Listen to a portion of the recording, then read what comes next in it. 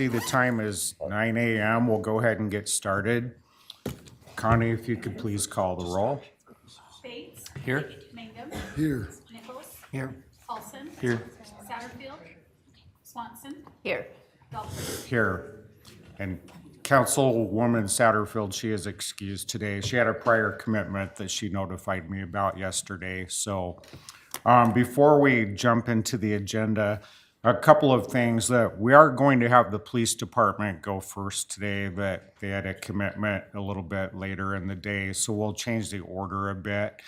But I also would like Rich Morgan, our CFO, to come up and he's got a ratio or two to share. We had a follow-up conversation yesterday on kind of some salaries, expenses, and ratios. So I just asked Rich to speak about that a bit. Like the mayor said, we had talked Thank you. yesterday afternoon, and he had asked me to show you. And maybe you go to the table, Rich, if you don't mind, since it's being televised.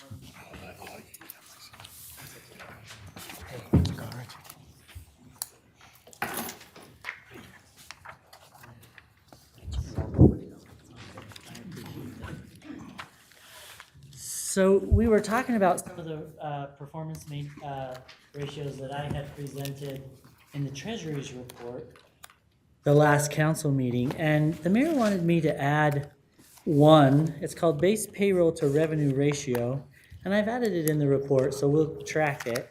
But it's total base wages to total gross revenue. You take your total base wages, which is 46 million, divided by our total gross revenue, which was 177. The Idaho average is it's a range between 15 and 30%. The industry guideline says if it's over 30, you probably have an indication that it's something you want to look at. And Pocatello's calculation is at 27. So what that tells us, it measures efficiencies and sustainability within that labor market. So we just wanted to share that with you as you have these discussions. And again, I'll add this to my presentation. We can track it. And if you have any questions, get back with me. May I just ask a quick? Sure. So the total base wages, is that wages including all labor costs, or is No. that salary? No, that's what we wanted to show you, because a lot of times we talk about wages and related expenses, Okay. such as health Yeah. or benefits. This is wage only. Okay, thank you. Mayor, if I may. Yes. So Rich, can you kind of compare and contrast this ratio with the one you talked about in council meeting where we were out of line with industry standard? Sure, that was the personnel cost ratio. When you take your wage and wage-related expenses, both, divided by the total expense. So it's just a different way of looking at the same issue. That one, the Idaho average was 30%, the industry guideline was 35, and we were a little high on that one.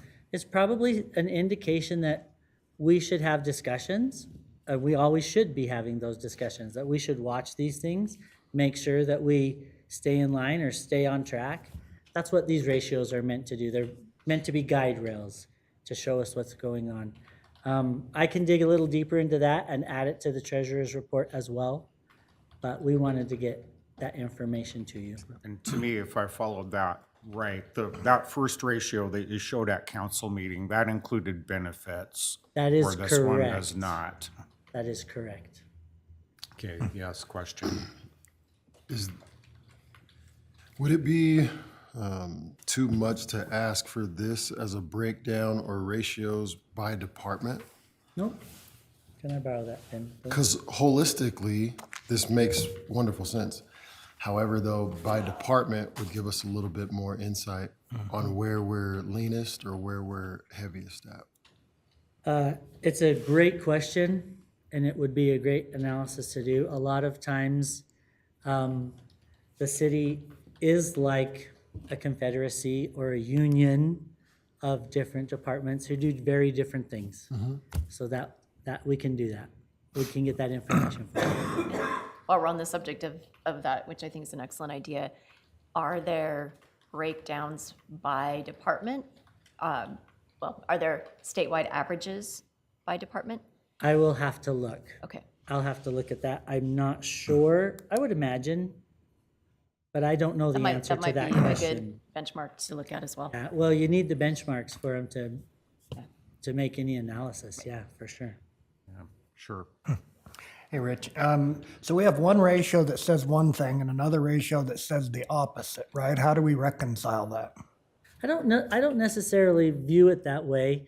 I think it's a range, and one ratio was just over, one ratio is just under.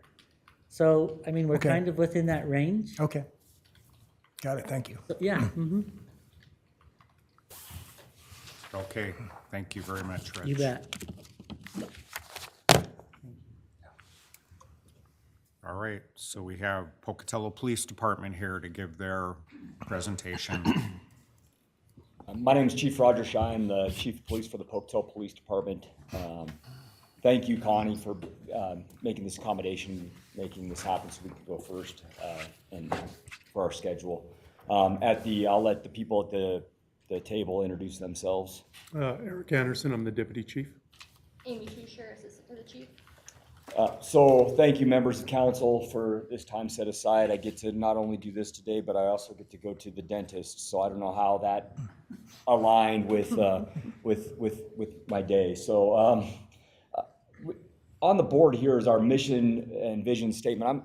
You guys can read that all day long, but what I'm going to tell you is what it means. What this means is our community commitment means that we're going to be visible and we're going to be approachable in our community. But on the flip side of that, we're going to let people know that crime's not acceptable in our community. When you commit a crime in the city of Pocatello, that you're going to have an officer there at your door, contacting you, following up with you, making sure that crime gets taken care of, that event gets taken care of, that report gets filed. And at the end of the day, we're going to work on building relationships with our community. And our vision, when we talk about working collectively with the community within the framework of the U.S. Constitution, that's something that I hold near and dear to my heart is the U.S. Constitution. I think that that's a very, very important document that we treat to make sure that all citizens in the city of Pocatello get treated fairly and equally, and that when someone is walking down the street, they just don't say that, hey, there's a member of the Pocatello Police Department, but we want them to say that that's my member of the Pocatello Police Department. And we take ownership in them and they take ownership of us, and we're a values-driven department. So that's what that means there.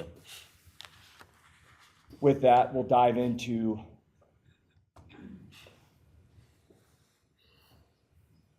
about our department.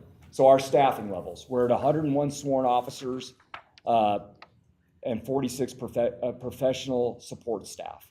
We're divided into 3 divisions: patrol, support services, and investigations. We provide 24/7, 365 coverage to the city. We are ICOPA certified, so that's Idaho Chiefs of Police Association comes by every 3 years, and we have to meet a certain set of standards to be accredited. We have met those accreditation standards. This is our 3rd or 4th time being accredited through ICOPA. So we maintain that certification. That certification ends up helping with getting grants, but it also helps out with ICRIMP when they start to ask questions about insurance and things like that. So we meet those standards and we meet that accreditation. Also in dispatch, we are the only ACE certified dispatch center in the state, and that's for medical dispatching. We just got reaccredited on that, and there's only, I believe, 310 in the world.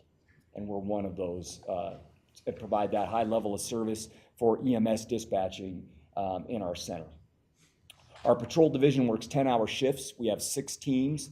We have an overlap day on Thursdays, and that's for our training day to cut down on overtime costs.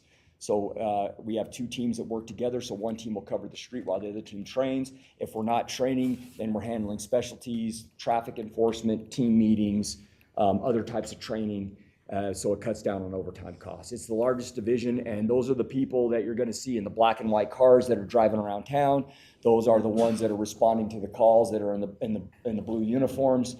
One thing that we've seen lately is we've had multiple calls for service that are multiple officer responses, where we used to have single officer response, but now we're seeing multiple officer response. And a lot of that has to do with the state cutting back on mental health services, and a lot of the welfare checks that we are responding to. We've had to make some adjustments in going to those calls for service, where people are a little more unpredictable.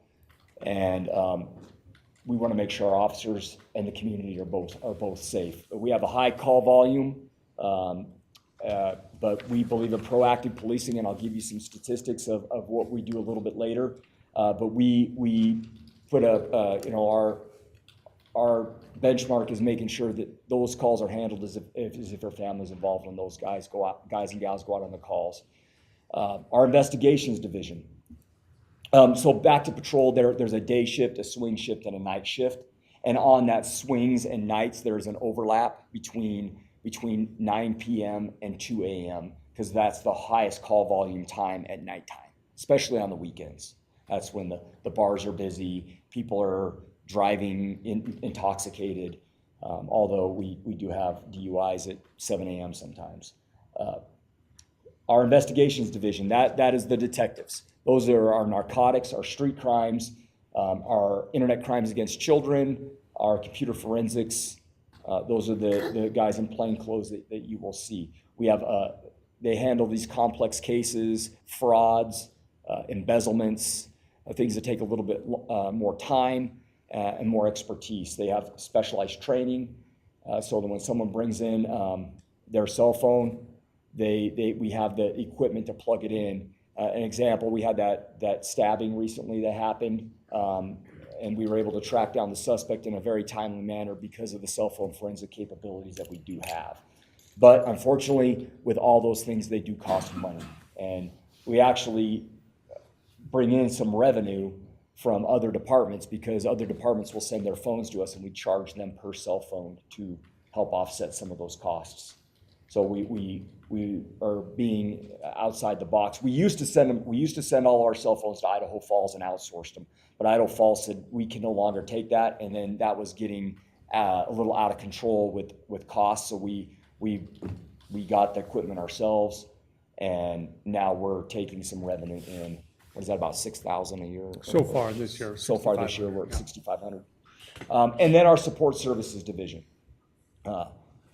And that's our school resource officers, our ordinance enforcement, our licensing, our records, our dispatch, our training, manages our volunteers, and they keep everything running. Like our dispatch center, like I said, is ACE certified, and we're maintaining those certifications. And those are the school resource officers are the ones that are in the schools. They're assigned to a school, partnered with School District 25. Our licensing officer, you've seen Mallory come in here several times and provide information, our records and dispatch. Here's some stats for you. So in our dispatch center last year, they fielded over 106,000 calls. Out of that, 21,779 were 911 calls. We had, these are reports. When we're talking law incidents, these are reports that were generated. There was over 28,000 reports that were generated and done by officers. There's sometimes where we go out on a field interview where there's no report that's done because there's no police action that's taken. They wrote 3,554 traffic violations. They handled 1,673 accidents. But in that time, and even though we've annexed all that property south of town, which happened to be Bannock County's highest call volume area for North Bannock County, our crime decreased by 9.75% last year. And out of that, we have a 52.13 clearance rate. Now, to give you some comparison on other cities' clearance rates, and this isn't to bag on other cities in Idaho, but Could you tell me what a clearance rate is? so a clearance rate, that means that they were cleared by some type of action. Like we cleared the case by an arrest or citation. There was some type of resolution to that case. Okay. And sorry, what's type A? Type A, so a type A crime, that's a great question. Thank you for asking that. And that's my fault, I didn't explain that. Type A crime is like a burglary, robbery, embezzlement, theft. So it's crimes against people, crimes against property, and crimes against society. It's broken down into 3 sections. So your crimes against people are like your assaults, your batteries, aggravated assaults, aggravated batteries, kidnapping, things like that, sex crimes. And then your crimes against property are like vandalism, burglary, things that would be fraud, would be thefts, crimes against property. So if dispatch here already provides more than just Pocatello city limits, why did it decrease in the annexed area? Does that make sense? You said it decreased when we annexed that area? So we even, what my point was, is even though we annexed that area, our crime still went down. Okay. So we actually took on more area of responsibility and probably 1,000 more people at least, maybe 1,500 down there, because there's a lot of new apartments that are down there. And even though we took on all that extra area, our crime still went down. So that's because of the efficiency, effectiveness, and the hardworking men and women of the Pocatello Police Department, all the way from records to detectives to our stenos, doing good reports and making sure things are done the right way. So the point being is that even though we expanded our area of responsibility, we were able to still see crime get reduced. Thank you. And then crimes against society, the third section, those are like your drug crimes, your gun crimes, your human trafficking, things like that get lumped into crimes against society. Those are type A crimes. Okay, got a question over here. So like how many type A crimes? What would be a number in a year? Because those are the serious ones, right? This is last year reported in 2024. There were 3,467 type A crimes. In 2025, there was 3,129 type A crimes, for the reduction of 9.75%. And how would that compare with other cities? Okay, so we're really close to Idaho Falls and Napa. We're in comparison. The Treasure Valley seems to have a little bit lower of a per ratio because of their population base. So our per 100,000 rate, which is a little bit higher there, but we're right in comparison with Idaho Falls. Twin Falls crime went up 2%. Post Falls went up, I believe, 14%. Napa's went down pretty close to ours. Idaho Falls went down 14%. So we're pretty in comparison. There's some cities that went up, some cities that went down. But we're right in the ratio. When I was looking at Idaho Falls on their rate, and Napa, so we're pretty close to those cities. I don't really like to compare us to Boise because you're talking 300,000 people, and the ratios are a little bit out of whack there. All right, thank you. And on our solve rate, I can tell you that Idaho Falls was at 48%, Caldwell's at 47%, Twins at 41%, Napa's at 49%, Post Falls is at 52%. They're pretty much neck and neck, but they were like 0.03 above us. And Coeur d'Alene was really the only city our size that was higher than ours at 61.5% on the clearance rates. Answer your All right, question. thanks. Another one here too. Yeah. Can you explain briefly some of the reasons why a crime wouldn't clear? We weren't able to identify a suspect. It could have got declined by the prosecutors could have declined to do anything on it. It could have been we weren't able to solve it. It's just that there wasn't enough evidence. Okay. Or there was no suspect information. Sometimes people will report things just to document them for insurance purposes, and we're not able to solve a vandalism. So if we have a rash of vandalisms or a rash of vehicle burglaries, but what will happen is a year from now, we find the person that was responsible for all 20 vehicle burglaries, and then that will actually impact our rates later on, because the state will go in and adjust those. Thank you. Okay. So these are our department goals. So our first thing is technology. And I know yesterday you talked a lot about Fund 78. And last year I brought this issue to the council for budget. We talked about the need for updated radios, body cameras, and dash cameras. Our technology is dated, it's old. I spoke to the Motorola regional representative yesterday about our radios. Our radios are approximately 13 years old. By the time we get new radios, they'll be 15 years old. The industry standard for the expected life of radios is 7 to 10 years. In about 2 or 3 years, they're gonna stop supporting our radios. So what we have been doing is we have been putting money into Fund 78 to help offset that big cost.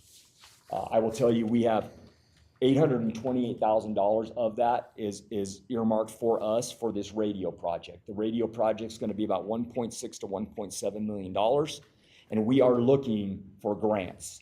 The grant funding dried up a little bit this year, so what we're doing, we're looking for grants. There was a grant that happened about a year and a half ago up in Bonneville County for about $850,000 through Motorola, through some federal funding that we're looking for. What this would do is would get us the best radios that are out there, that the technology is gonna, this is the newest technology. We're running on old technology from, these radios were, I believe he said in the early, like 2010 or before, they were brought out to the market. So they had like 2010-ish technology, and 2026 technology is just, I mean, it's insane the way technology has changed. And so the problem is these components are no longer being manufactured for these radios. So we need to strategically plan, and this is in our 5-year strategic plan that I sent to the council earlier this year for updated radios, dash cameras, and body cameras. The expected life on technology for body cameras is 5 years. And we're at year 7 with our body cameras. So it's time for these to be updated and replaced. And what this will do is it'll bring everything into one ecosystem under Motorola. Radios, our computer-aided dispatch, our Spillman computer system, it talks to that. It goes to the cloud versus the server. It's updated technology. And we're working on the money that we have in Fund 78 or any additional funds that we can put in there, because we know this is a heavy lift. And I'm not going to come to the taxpayers and say, yeah, I want to run a bond for $1.7 million for radio technology, if there's other ways to do it, by getting a grant and some other funding that's available that's out there. We also plan on, with our old equipment, of trading that in to help offset some costs. Some of our old body cameras, there's agencies that are smaller out there where the technology will still work until it breaks, and then there's not a lot of parts to fix them, but they will run. So we'll sell them to some other departments to help offset some of those costs. So that's our big goal, and that will help improve efficiency. It'll streamline things by bringing everything into that one system. Are there any questions on the radios, body cameras? Chief, is that expense going to be fiscal year 27 then, that you plan to release those funds from 78 and then use that for purchase? It's a great question. I don't know if I can find a grant, like if I can find an $850,000 grant that pops up or something, a big grant, then yes. Then the next step would bring it to council for a work session and bring it through and answer all the questions and put everything up on the board and have a spreadsheet for everything and every expense of where the expense is coming from, where the revenue's coming from, and so that you guys can answer questions and so the public can see where we're doing that. I'm hoping, but I don't think so. I think it's probably going to be more of a 28 issue, because these companies move rather slow. We've been working on this for a year to get radios in to test and evaluate. They're just now getting here. So it's a slow process, but we want to make sure we're doing the right thing, especially if we're going to be spending this much money. We want to test and evaluate them, get them out in the field, get them in the hands of the officers to make sure that they know how this equipment works and how it's going to benefit them and they're comfortable with it. Because if we get it and it's not the right move, then we need to make an adjustment. But I believe this is the right move based off all the research that I've done. And then the next step after the work session, of course, would be to bring it to a full council meeting for final approval. The next is community engagement. We're continuously working with School District 25. We're at numerous events. Our Citizens Police Academy graduates tonight at 8 o'clock. And this year was a huge turnaround from last year. We've had, I believe, 20 people register for the Citizens Police Academy. So that was a huge success. Our school resource officer program is amazing. The relationships they build in the schools, they coach, they do after school programs, and continue our collaboration with with Idaho State University. We have a great working relationship with President Wagner and their team over there. Their athletics, we work well with their athletics, Pauline Thuros. And we want to continue to build our relationships with School District 25 and Idaho State University. Some things that recently we've done, I did a town hall meeting on the Clark ruling at Gate City Coffee. I plan on continuing to do that. We're working on some podcasts to be released on the inner workings of the Pocatello Police Department. We're work in progress. We got to get a couple more recorded before we release those. We're at several community events, Touch a Truck, Shop of the Cop, Give the Cops a Bird Turkey fundraiser, Handcuff Hunger. And we have a constant sign-up sheet in our support services about events to go out in the community and do. Am I missing anything on that? Yeah. Questions on?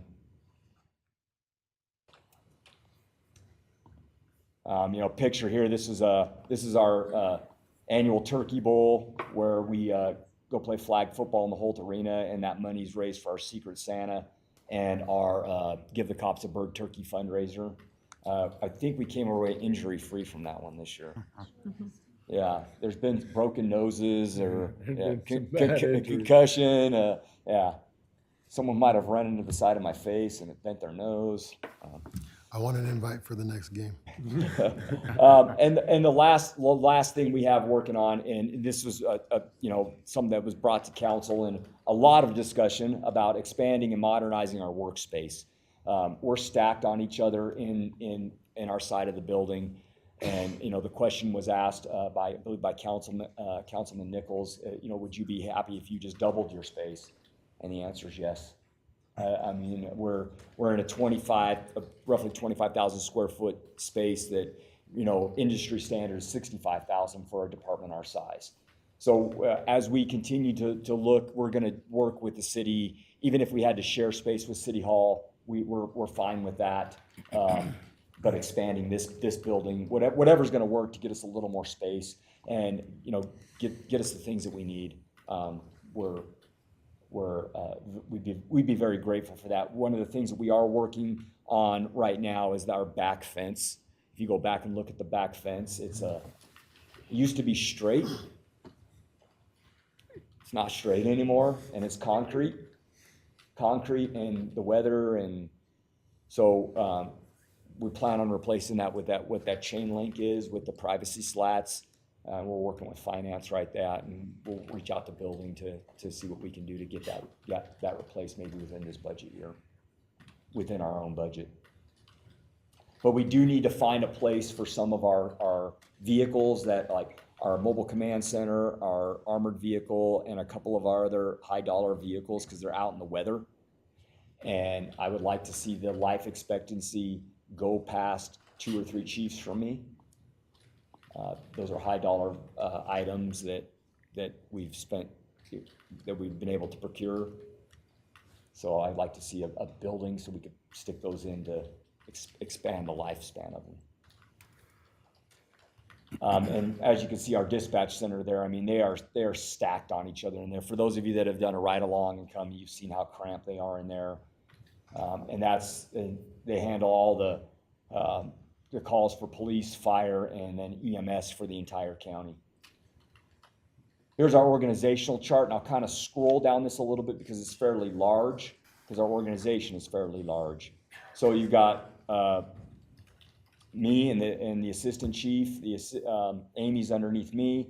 Eric's is responsible for our evidence technicians and our quartermaster. We have 3 captains. They're in charge of each division. We're structured very similar to Missoula PD, Ogden PD, Idaho Falls PD, Nampa PD. And ICRIMP, in fact, has used us for the gold standard to be structured, especially when it comes to matters of oversight, discipline, coaching, mentoring, and supervision for span of control. And that's very big in our neck of the woods, is span of control. If your span of control is too big, that's when bad things can happen. And that's when you see bad things that happen in other agencies of, negative publicity for things like, excessive use of force, embezzlement, things that happen that are, ethical or breaking the law. It's because their span of control was too big and they didn't have supervision. We have three captains, and so for overall makeup of our staff, that's 3.4% is upper management. So it's not that much of our department. It makes it 3.4%. We have 6 lieutenants. We have 4 in patrol. They work day shift and a swing shift. There's a lieutenant on until 2 or 3 o'clock in the morning. And they handle complaints. They handle citizens' calls. They go out in the field. We have 1 in detectives and investigations and 1 in support services. And they are assigned several different job tasks. Like Keela Lacey is our lieutenant over in support services. He is now in charge, and I'll talk about this a little bit later, of our recruiting efforts. He's been tasked with a new recruiting plan. We have several sergeants. Those sergeants are in charge of teams. So you have a sergeant over a team of officers. That team reports to that sergeant. That sergeant reports to the lieutenant. Those lieutenants report to the captain. Eric and myself, we oversee the policies and procedures, the professional standards of the department, the budget, the not so fun stuff. Are you kidding? Budgets are amazing. Yeah, it's like I got to go to the dentist this afternoon. So we have several different specialties in our department, like our victim witness coordinator, our school resource officers, our dispatch supervisors. There's a chain of command in dispatch. So in each division, there's a level of supervision and a chain of command.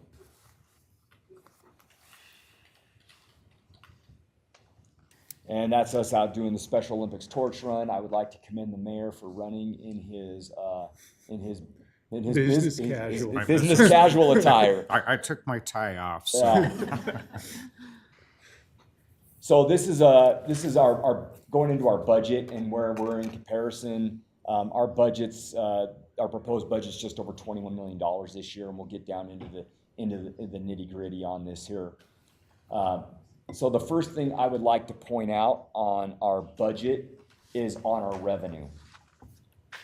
So when you look at how do I get this to go? There we go.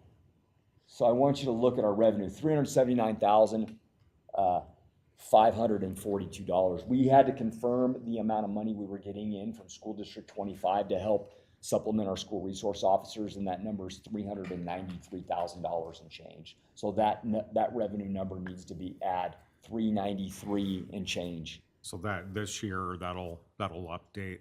Yeah, we'll update it next week with Chantel. Yes. We just billed the school district last week. Yes. So that's School District 25 pays for half of our school resource officers, and then they pay for 1 full-time officer on a grant.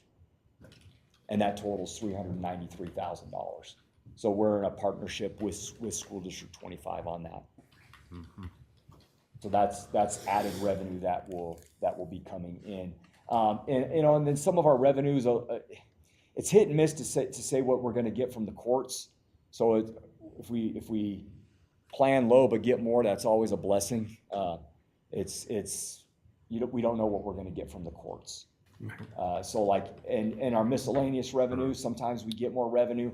And that's sometimes if we get more revenue than we plan, that's when we'll put that in Fund 78 to plan for later expenses. Yeah, and Councilman Paulson has a question. Yes, sir. So with the D25 money, that's roughly 750,000. Why is that then about 70,000 less from previous years? Because there's other things that go into that line item besides School District 25. That's just not School District 25. Okay. Okay.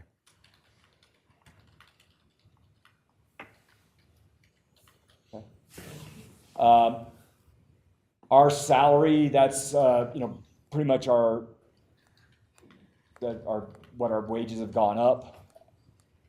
The rest of our budget has been pretty flat. So our overall operating and maintenance totals $1,795,934, which is 8% of our overall budget. Our interfund transfers total at $2,204,929, which is 10% of our overall budget. When I compared us to Idaho Falls, we're running about a minimum of $8 million less than them, depending on the year I compare. It's 8 to 10, depending on which year I pick, less than what Idaho Falls runs. So we're doing the job. They have a few more officers than we do, but we're running very efficient and very effective when you compare the two cities.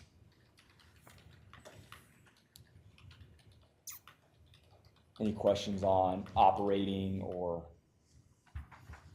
I've got a few. Yes, sir. So looking at your breakdown of expenses, Yes. operations and maintenance Okay. of your $21 million budget is only $600,000. Yes. What else, can you give me a little bit of detail? What is O&M for the police department? Where's my break? Theron, is there, I was able to go in and go into more detail on this because they separate it out, but this is probably going to be, there you go, view report, perfect. I think so, yeah, if it comes up. Theron, in OpenGov, so is it budget versus actuals? Is that the view I should be looking at to break down all of? Yes, Theron Hill Finance Department. This is a report that's linked, and you guys do have access to this report. This one is titled Budget versus Actuals. I know there's a few variations of that. There's also one that says Budget versus Actuals without expense categories. That will have it all broken out already. Okay, thank you. Sorry, Chief, go ahead. Yeah, you're okay. So there are specific line items that finance is broken down into different areas, which is a little bit different than we've done it in the past. So that's why I needed this up here to give you some specific answers. So it's freight, operating, janitorial supplies, cleaning supplies, safety, which in safety is like our bulletproof vests, our shields, our ballistic helmets, face shields, any safety items we may need. Now we do get a grant through the Justice Department that helps offset some of those costs on the safety equipment. It's a yearly grant that we apply for. Gas and oil, signs and lettering, radios. This is for replacement radios if one breaks or one goes down or we need to send one to the shop. Clothing and accessories. These are uniforms, duty belts, pouches, anything that the officers would wear. We no longer get a clothing allowance, so it's we have a quartermaster. We have a central purchasing in our department. Now, with that central purchasing, bless you, she's able to get discounts on things because of when we purchase. Not anybody can just purchase police items like firearms, tasers, batons. You have to be associated with the police department to do that central purchasing. We have a quartermaster that does take care of that. So that's clothing and accessories, Light vehicles, these are like our detective vehicles, other operating supplies. There's a lot of things that fall into, I'll let Eric talk about things that fall into other operating supplies. Does that give you enough background? yeah, I that's think- good. 'cause you have a lot of questions, Yeah. so Yeah, I I could think go- that answers that one. So then you have a $600,000 of professional and contracted services. In just a very general sense, what are those? So that's gonna be like our training, hardware, software, that's gonna be our, all of our service contracts that we have, like Spillman, our computer-aided dispatch system, our ILET system that we're mandated by the state to have, that's an unfunded mandate by the state in order to run people. Any of our software contracts that we have, the computers that we have to buy for our vehicles. I know you asked the computer question yesterday. We purchase probably the majority of our out of our budget. Okay. So just looking at your budget, let me just do this math real quick. If I take your salaries and benefits, your O&M, and your professional and contracted services, I'm right over $19 million. But your expenses are close to $22 million. So looking at it, the bulk of, take salaries out of it. Yep. Just running the police department, not including personnel, the bulk of your expenses is $2.1 million in internal services. 2.2, yeah. Yeah, what is that?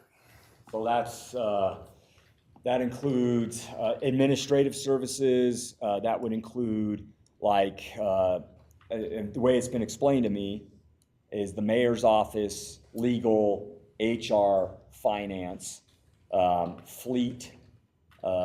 It's janitorial, IT.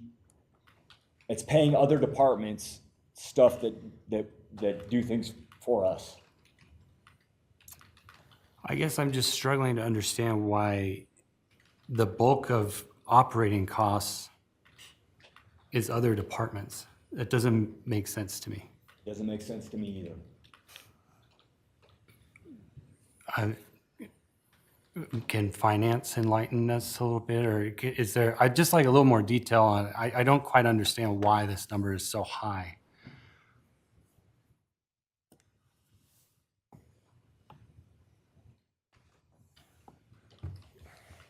Chantel with Finance. Looking at, we kept all the interfunds flat this year. Historically, this is how we funded other departments that do not make any other income. Is it right or wrong? There is no clear answer on this. We're trying to find the best and most efficient ways. And so as we go through each year and find efficiencies, then we'll make corrections. But in essence, you are trying to, if you isolated a department, so to speak, you would have to have these services. You'd still have to have janitorial. You'd still have to have somebody fixing the car. So you're kind of charging what it would cost to run a department, but we're changing it from internal services, right? So City Hall, which is the janitorial service, still needs a budget, and so they charge for their janitors to come do custodial work for police. So every department pays for certain services within this city. So I guess, Chantel, is there a formula? How do we determine that amount? So it depends on which one. So a lot of them are based on formulas. So I don't know if you guys, council remembers last year, the biggest thing we were looking at is interfunds, understanding how they work. I do understand how they work. They are formula based. Are they wrong? They are not wrong. Can they find efficiencies? Absolutely, we can find efficiencies in these formulas and look at different departments on how to best do that. Most of these are based on, so for instance, City Hall custodial is based on your square footage, right? If you look at the administrative services, which is mayor, HR, finance, and legal, we base it on what their budget is. We base it on kind of what their budget is and try to keep that in mind. So sometimes it's like half FTE, half what their budget is. When you look at fleet services, you look at historically what the cost has been, and then they have a 5-year analysis they do. Send that over. Fuel cost are based on what your actual cost was the last year. We budget on that, but then we charge what they actually used. So each one has and I can share the formulas. Each one has a formula that is logical. It makes sense. Again, we can probably find efficiencies within each one of them. Just doing it in 1 year is probably not the best. It would be a lot of work to change everything, so we're trying to do some baby steps to ensure we're efficient. So the police department, for example, they don't have a lot of control on that internal services category. It's just what the other departments charge for Yeah, their and services to police. And the only departments that, so the ones that we really don't control, the departments don't say this is what I'm gonna charge, is you have fuel, fuel cost or fuel cost, you cannot change that, right? And the other ones are based on averages. Other than that, it's not like another department can say, I wanna charge the police this much. It's actually a formula, it's done through finance. And so we try to work with all the departments. Not everybody likes it. It's not a fun charge. Every city has this issue. There is no right way to do this. It's finding the best way within the city. Does that answer that one okay for you? I think so. My concern is, and I know Chief and I have talked about this before, I think what gets difficult is it's hard to run a department when you don't know what these costs are or what they're going to be. So that's the change that's been happening this year is people all are aware. This is not I have no control over it. That is true to a point. What we want to do going forward is for them to understand why they're being charged, how it's calculated. I want everybody to be able to calculate it themselves. So I have no problem giving the calculation that we're going to use for the year. And why they're being charged for it. And then we need to open the discussions on if that's the way we need to continue, so. Do you have a question down there? So these formulas and charges apply to all departments across the board? It's That is consistent? correct. Sometimes it's based on your FTE, sometimes it's based on your actual budget, sometimes it's based on square footage. Every formula is different depending on which interfund charge we're Right, looking but they at. apply to the city as a whole, so. That is correct. It does Okay. not change from one department to another. It is exactly the same for every department. Great, thank you. You're welcome. Go ahead. I just wanted to make a comment that it is a very common way to run or to budget in public institutions. And ISU, for example, does this as well. So you get internal charges for things from facilities to having your headshot taken. So I just wanted to make that clear that it is a very common Correct. way that public finance functions. It's not unusual. Correct. And I think every one of them have efficiencies, again, that Yes. we can find within. This is historically how it's been done in the past. Does it mean that needs to be how we continue in the future? It's to be determined, and it's open to discussion. So at this point, my goal is to make sure every department knows exactly how it's calculated, what they're being charged for, and then be able to make the calculations for the next year so they're not going, I don't know, finance gave us the number. Yeah. That's not the goal. The goal is to know exactly what's going on and why. Okay. Other questions? I mean, I have some more general questions, if that's okay. I'd like to talk a little bit about dispatch. Yes. Because I think this goes to internal services as well. Do you have a breakdown of maybe rough percentages of calls? How many calls are police, fire, emergency services? And then I do know, if I just want to call like a receptionist at the front desk of the police department, I actually end up calling dispatch. Is that correct? Well, if you go in during business hours, you're probably gonna go talk to records. But if you pick up the black phone that's in there, that goes to dispatch. Yeah, but if I just call the police department phone number, that goes through dispatch, right? So I'm just wondering what those rough percentages of what those calls are. So, let's see here. Where are you looking at? Yeah, so 25, I can tell you 25% of what they do in there is strictly EMS related. Okay, And that's the mayor and I have been talking to the fire department, we've been talking to county commissioners. We've had several meetings within the last month in reference to that. And that number of where they need to be is $400,000 just for the ambulance district to pay into that. That we have that number. I don't know what the number is for fire, just fire related calls. So I'd have to get that number from AJ and circle back to you on that. I want to say it's probably, Well, I was gonna say it was in the 20s because the laws Yeah. would make up the rest. yeah, it's probably 20% or below, and the rest is police. So the police get the majority of the calls through the center, through the call center. Yes, and then we are the after hours call center for the street department, the water department, the sanitation department. So if a water line breaks, always at 2 a.m, right, the call comes into dispatch. If a traffic light goes out after hours, they call into dispatch, and then we put in a service request to whatever, after hours, if the council chambers need to be open for an event in here, we do it. so Chantel, on their revenues, where would I see revenue for taking like those calls for other departments? Right now, the police department does not charge other departments for those services. Okay. I think that needs to change. I mean, if they're taking, I know the mayor's office charges police to have a deputy in here in council meetings.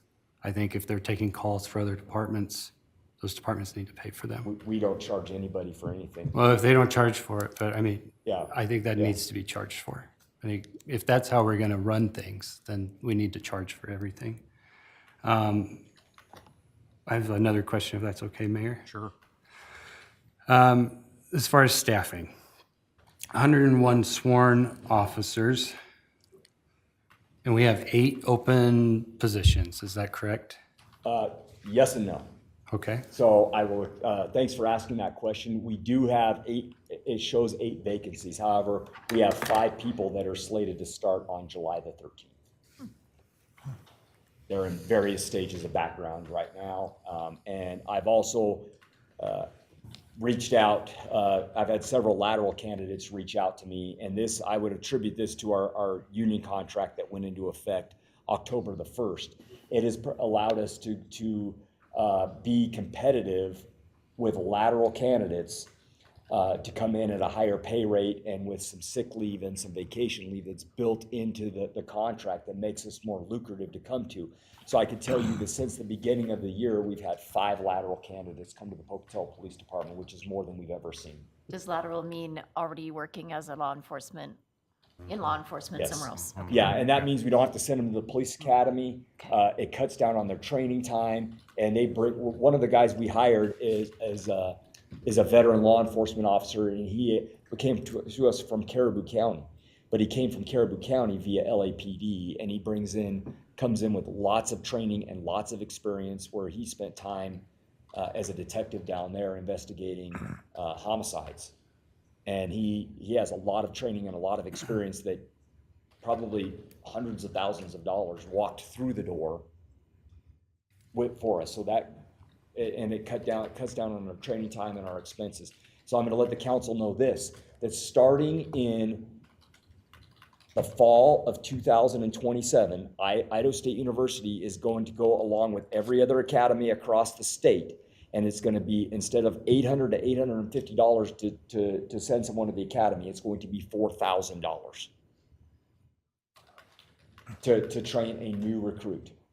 That expense is going up across the state because the state is cutting back funding, and they're passing the costs on. I know there's the look of shock onto the cities and counties. And so we are gonna have to navigate that. I have a plan to do that when that does come. And we're working with Idaho State with the launch program and some Pale grants that can become available to help offset those costs.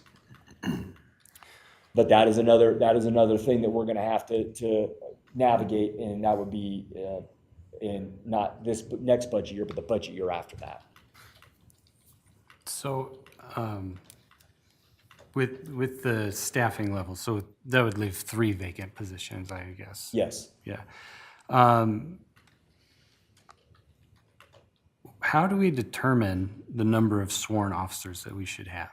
So there are some national standards out there, and Councilwoman Swanson asked about some state levels and national levels. So the national level is at 2.4 officers per 1,000 people. And that's the average because cities are like at 2.3, county sheriffs are 2.8, and they average it out to 2.4. That's according to the Bureau of Justice Department, FBI stats that are out there. However, in the Western United States, the national average is 1.6 officers per 1,000. That's where we sit, is 1.6. The Idaho average is 1.5.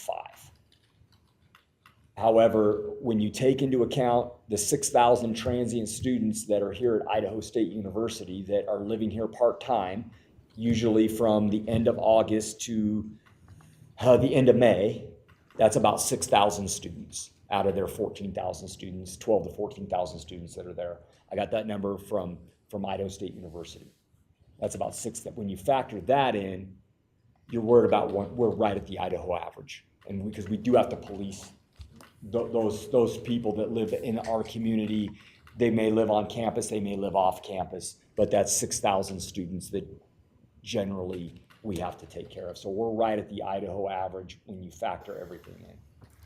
So the standard that we should be at, which I guess right now would be 109, if we were able to fill the additional 3 vacant positions. 101. 101.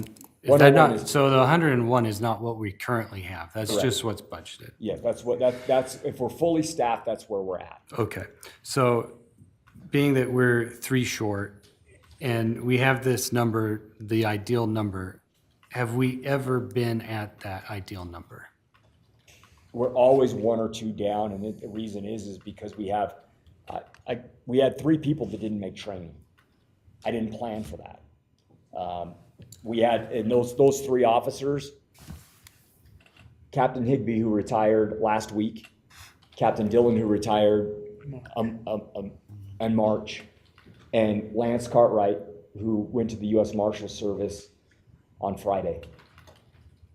So, I mean, 3 of those vacancies, 2 of them are just, I mean, and we can't hire like every other department. Our background investigations take anywhere from 2 to 3 months because they go through a very rigorous background investigation, which includes a polygraph, a drug screen, a medical screen, psychological exam, and a very extensive background. So it takes time.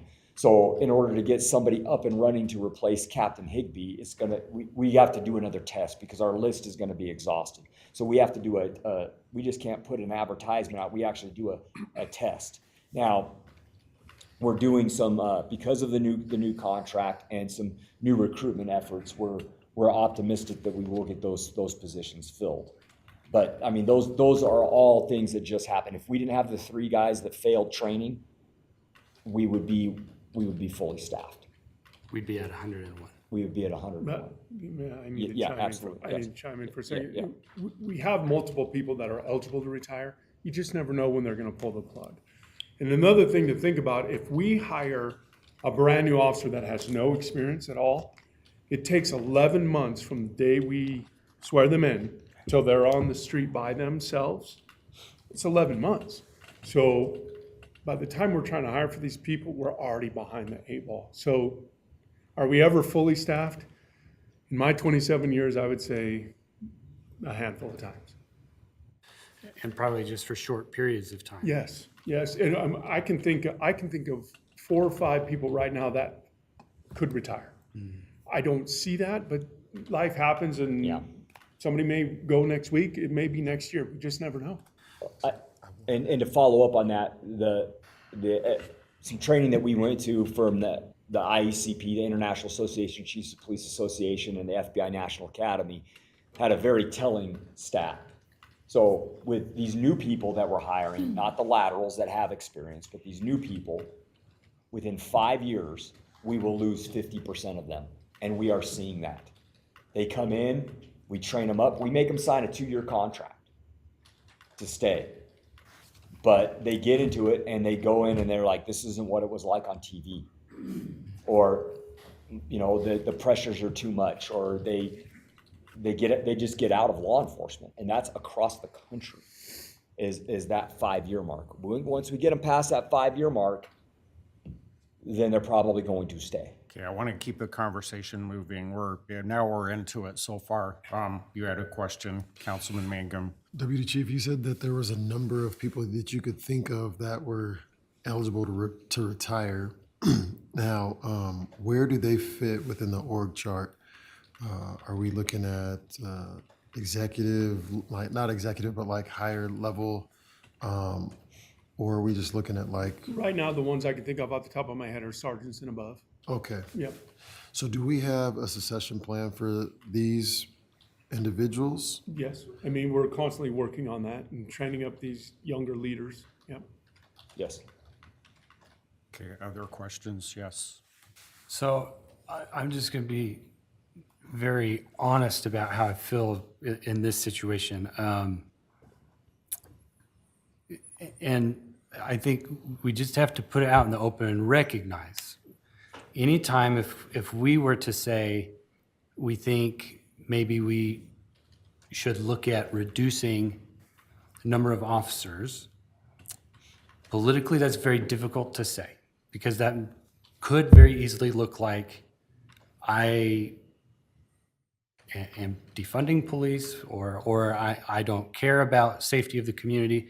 That's not at all what I'm saying. My concern is when if we never hit, or we very, very rarely, and only for a few months or something, hit the number, is it reasonable for us to say, if a position has been open for X amount of time, that we take that out of the budget? Because these are not cheap positions. We can be very honest about that. They're not cheap positions.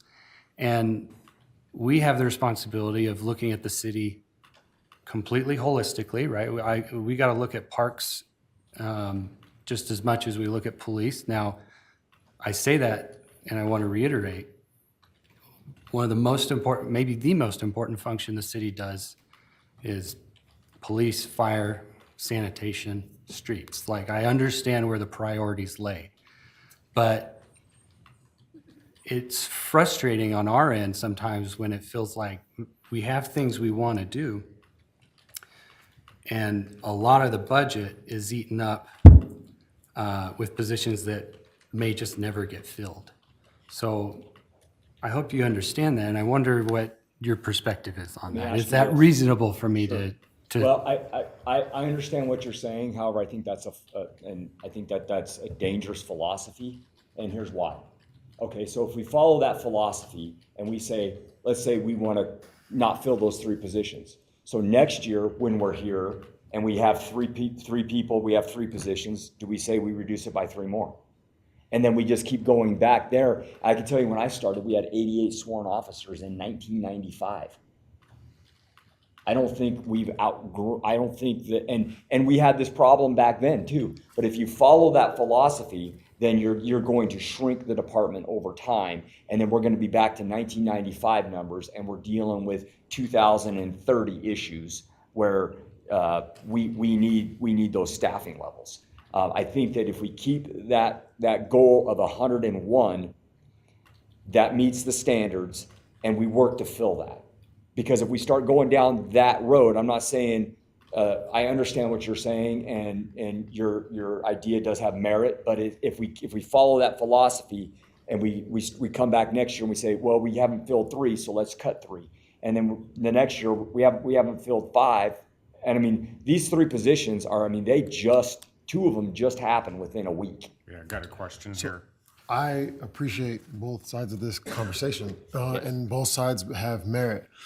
So my question is, if we budget for 101, we only fill, let's say, we still have those 3 or 4 that are vacant. What happens to the money that we're budgeting?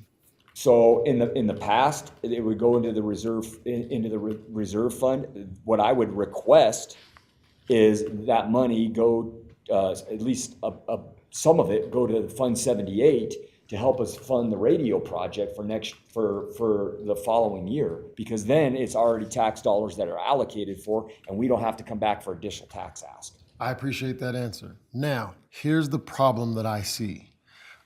Being transparent, just like Dakota was. If I'm another department head and I'm seeing that we have 3 or 4 vacancies every single year and we're budgeting for this, then we're taking the money that was, those departments were, those positions were never filled. We're taking that money, now we throw it into Fund 78. It's almost as if the police department is creating its own little nest egg by purposely not filling these positions. I'm not saying you're doing that, but I'm saying that it kind of could give that illusion of that's what's going on. And so to protect yourself and to protect the funds, I think that's kind of what Dakota might be leaning towards, because that's how I kind of see it. Not saying that you're doing that, because I don't believe you are. No. But I also do recognize operating, I hire people also, right? And there's always going to be that revolving door of people who are leaving.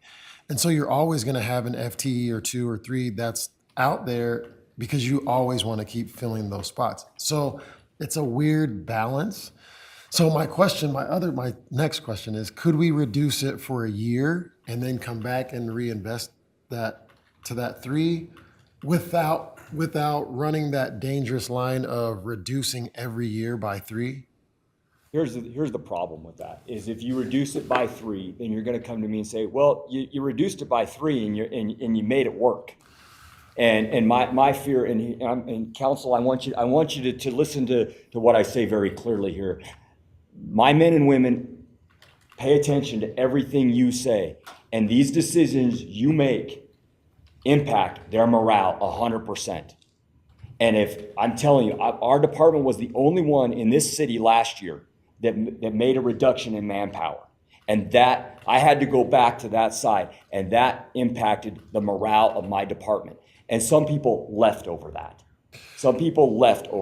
Now, I will tell you this, that I understood the ask last year, and I was the only department that stepped up and said, yes, we can do that, and we made it work. But I am very concerned about the road that we are going down here with this discussion, you're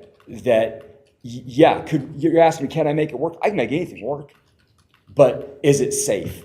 Is it effective and is efficient for the citizens of Pocatello? So when someone calls and says, hey, I need this, and the answer could be no. What services do you want to then cut?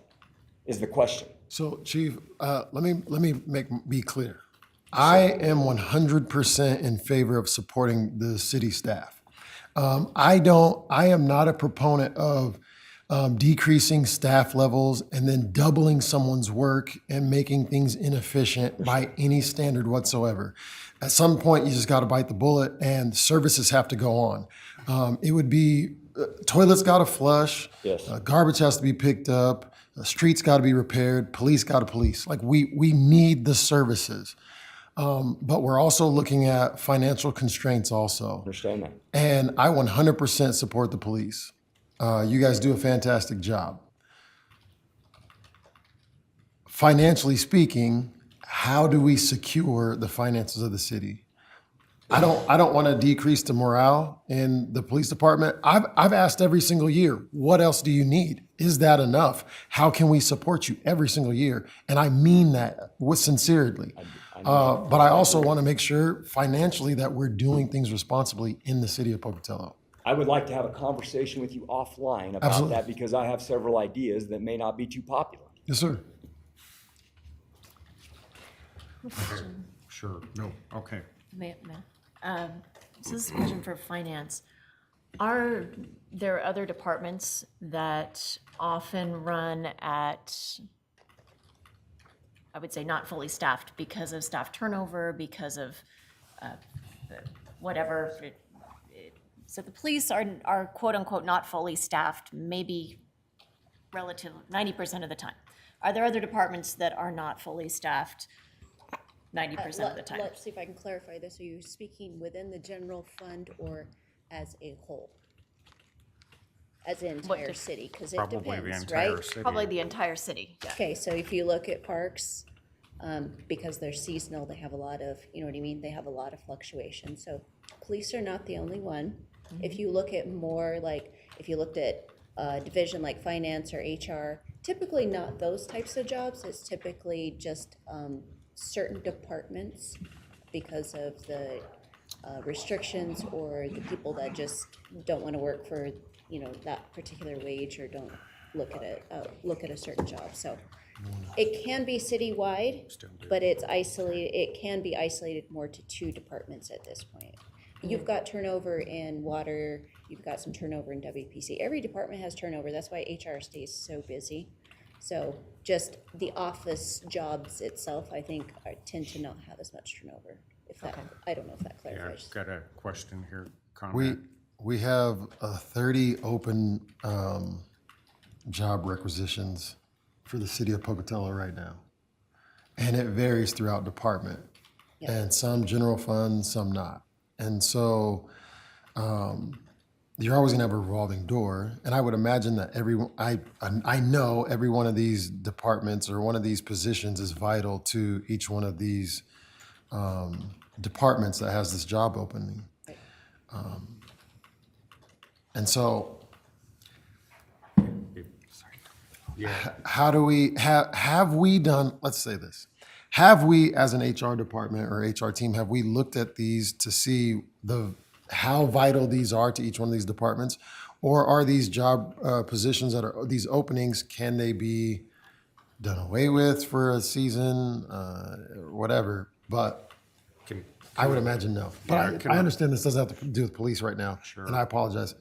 So we can keep moving and we can ignore my question. Yeah, I would just say that would be a discussion between HR and each department. Yeah, okay, and if I can add to this with the philosophy kind of, I guess, outlook that I have, that we're getting into a lot of discussions that are becoming individual kind of specific. You know, I think it would work best if the council were to the end of the budget cycle. Let's have a target on salaries overall for the city on what we want to cut. And overall with the whole city, there are a lot of vacancies. And I think the discussion in my mind is getting a little micro and kind of more of a macro kind of philosophy, I guess, would be that when we get throughout the budget process that here's our target, here's $700,000 that we want you to go back and cut in the salaries expense for the cities. And I get together with all the department heads because vacancies are an issue throughout the city. Because as you said, there's 30 openings right now. That would, like on my philosophy, just putting it out there, give us a target number on the salaries that you'd like to reduce. And we collaborate from there with the city as a whole. It's just a philosophy I would like to put out there. I have an answer for Councilman Nichols. About 10% of is fire, just strictly fire related. Okay. Mayor, I appreciate what you're saying and that, you know, maybe this council doesn't need to, and I'm self-aware. I'm the one talking about individual positions. I did it with IT yesterday, so I can not do that. But I recognize what you're saying and allow you and executive staff to, I think we've made the point that we feel there's a need to reduce personnel costs across the city. And I just want to say, like, I understand, Chief, what you're saying. It is a slippery slope. If we say, I can completely understand, you know, if we were to say, cut a position and then next year it's like, well, look, the service level has improved even a little bit more, so we can keep reducing patrol officers. I just want to make sure so currently, if a position goes unfilled, Chantel, in the police department, those savings, they go back to general fund reserves? That is correct. The only Okay. way that a certain department can get that money is if they have a meeting with the mayor and have a specific project. But no money is moved without the mayor's authorization. And then step two is that whatever, yes, it could go into Fund 78 with my approval, but the actual expense itself would come in front of the council. That is correct. Okay. And there's tools in budgeting that we could use. I think there's ways around like cutting the complement in a department that we could perhaps leave that complement the same as the 101.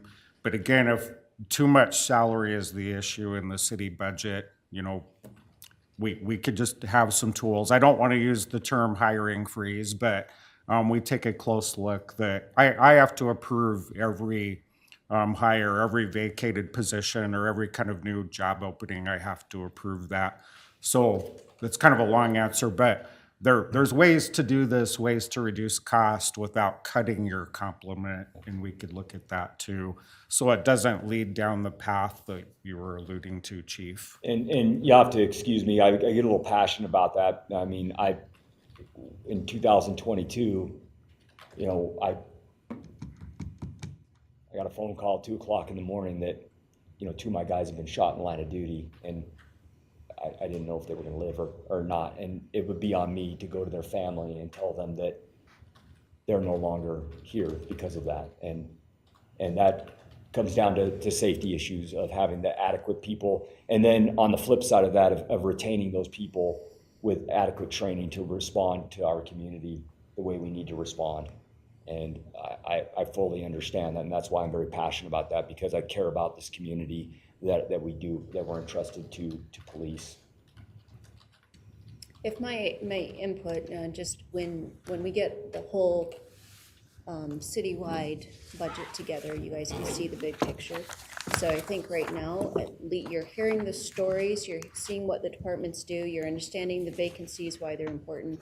But when we bring the whole budget together, you can really piece it together. So right now, you're seeing isolated incidents, and I really feel the big picture is where you're going to understand. And then there may be some hard decisions, that is your choice. But I think until you get the entire budget together, some of this is probably preliminary. Okay, yes. So I'm guessing we're wrapping your segment up. And as we're wrapping this up, I want to tell you and the rest of the union that I support you and I appreciate everything that you guys do for our community. And in no way, shape, or form are my comments indicative of non-support. So thank you.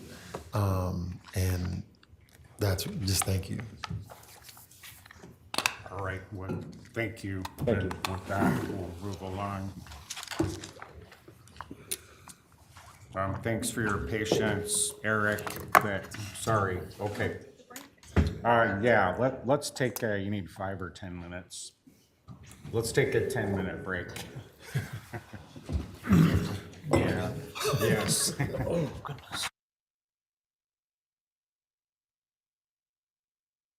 Right, and Director Eric Seuss is here to present. Welcome, Eric. Good morning, Mayor and Council. Eric Cease, I'm the Library Director, and have a presentation for you here today.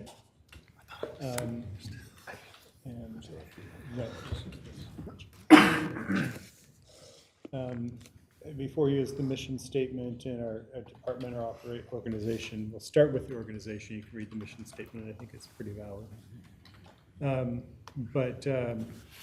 The organization of the library, I report actually to the Library Board of Trustees, which is different than most of the department heads.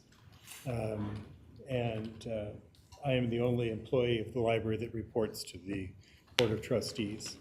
But that's how that's laid out in Idaho library law.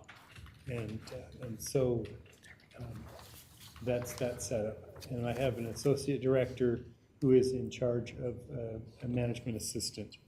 In between those, that's the administrative part of the library. I have then three parts of the system. One of them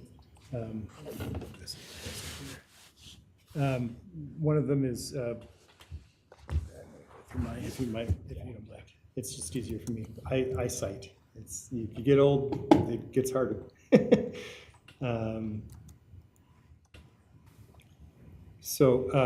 I have the Youth Services Department. That is 3 people, headed by Catherine Lopez-Luker, and she has 2 people that report for her. She's a department head, and she's a degreed librarian. I have the Public Services area, which is where most of the people in my employ fall. That's the public desks and everything from reader's advisor to reference and circulation and other standard operation parts of the library. And then the third area is tech services, which is supervised by Sherry Waite, and she has 2 people that do the work there, and that is the work that is cataloging and preparation of materials, getting them ready for labeling, all the various things that have to happen to get a book or an item out onto the floor, or to organize the digital collection as well. I will say that we have been very fortunate in terms of having good people, because our 3 people in our youth department, the standard youth department in libraries our size throughout the state is 4 to 7 people. And we do with 3 people what is done with 4 to 7 people. So we're extremely efficient. Same thing on the technical services end. We have 3 people in technical services, and standard is 5 to 7. And so we are running very, very lean on those. And again, the public services area, we have enough. We're open 6 days a week, 60 hours a week. We have to be able to cover safely both an upstairs and a downstairs on shifts that span a 2-shift thing Monday through Thursday and a single shift Friday and Saturday. So we have a lot of things to do. We need to just make sure that as we go outside to get a book drop, somebody's out there still giving service to the patrons of this community. And that on weekends and things that we still have coverage on both floors in sufficient numbers, that it's safe and that it is useful for providing services to our community.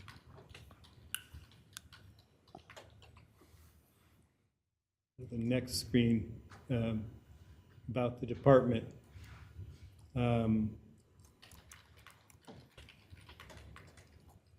We're here to provide access to physical and digital books. I think it's really interesting to see the numbers here. If you look at the charts, circulation, actually the highest circulation of in-house materials is for juvenile fiction, juvenile items, not just fiction. They actually beat out the adult this past year. Young adult is a smaller portion of our community and also usually a harder portion to reach. Our young adult numbers have been climbing significantly, though, with Gracie Marsden as our new young adult librarian. She's done amazing things and has really brought in lots of teens that have not been in the library before. So we're very fortunate for her work and seeing that number go up. As a whole, it's a smaller portion, but it is an increasing number. But the big blue bar over on the far right there, that's e-materials. And they have become more and more popular, and they get tremendous amount of use. We are fortunate that we have both materials that we purchase and materials that come from either the state or our consortium, the Library Consortium of Eastern Idaho. And so between all those, there's a really wide and growing supply of electronic materials that increases in use every year. And the fact that it is now topped paper use for any one category of these 3, and not overall, It's a really significant development in the course of things. And I think this is seen nationwide too, that the UCV materials is pretty significant. We had some things there. We added almost 10,000 items to the collection last year. 10,994 public internet sessions for 8,926 hours of use. We added 23, almost 2,400 patrons. The story times that we offer, the programs we offer for the youth of the city, and we're working toward literacy efforts. 4,400 plus children attended those. The community room was used 350 times for 761 hours, and we had over 100,000 interactions with the patrons. And so, you know, I like to say, and people probably get sick of me saying, that the library is not just a box of books anymore. We really are a community center, and we work with the community in a lot of different ways. In addition, we get out into the community fairly often. I was just at a Rotary meeting with Trina last week before that, but we take the book wagon into the communities as part of the parks, you know, the Lunch in the Parks program, and other things like the health fair and things, where we've given out many thousands of books every year. Every time somebody comes to see the book wagon, they walk away with a free book. Those get donated. They come from a variety of different sources through grants, et cetera. But we're able to give the opportunity to have books to our younger members. It's really important we reach our whole community, and that's part of the mission statement and things. And that means also people who can't get to the library. And so we're doing some significant outreach. It's not where we were at one point in time. At one point in time, we were actually even with Boise in terms of our outreach. We lost a position several years back, and so we're doing what we can, and it's primarily one person, Christy Lyon, that does the outreach. But we try to get into places where people who can't make it to the library still get the benefit of the library. And so I'm going to any questions to this point? I think we're good. Okay. Try to get into the community and really serve as much of the community as we possibly can. That's incredibly important. And that doesn't mean always getting them books. Sometimes it's meeting space. Sometimes it's job seeking.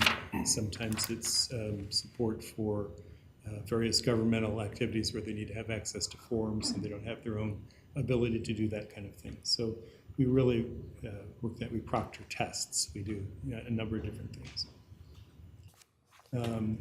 So it looked at the goals: public library services for all people beginning in the formative years. And we really, truly want to try to reach as many people in our community as we can. Foundation for community and economic development. Especially, for example, the job seeking thing. We work with the Idaho Department of Labor to get that aspect of things going, and other things.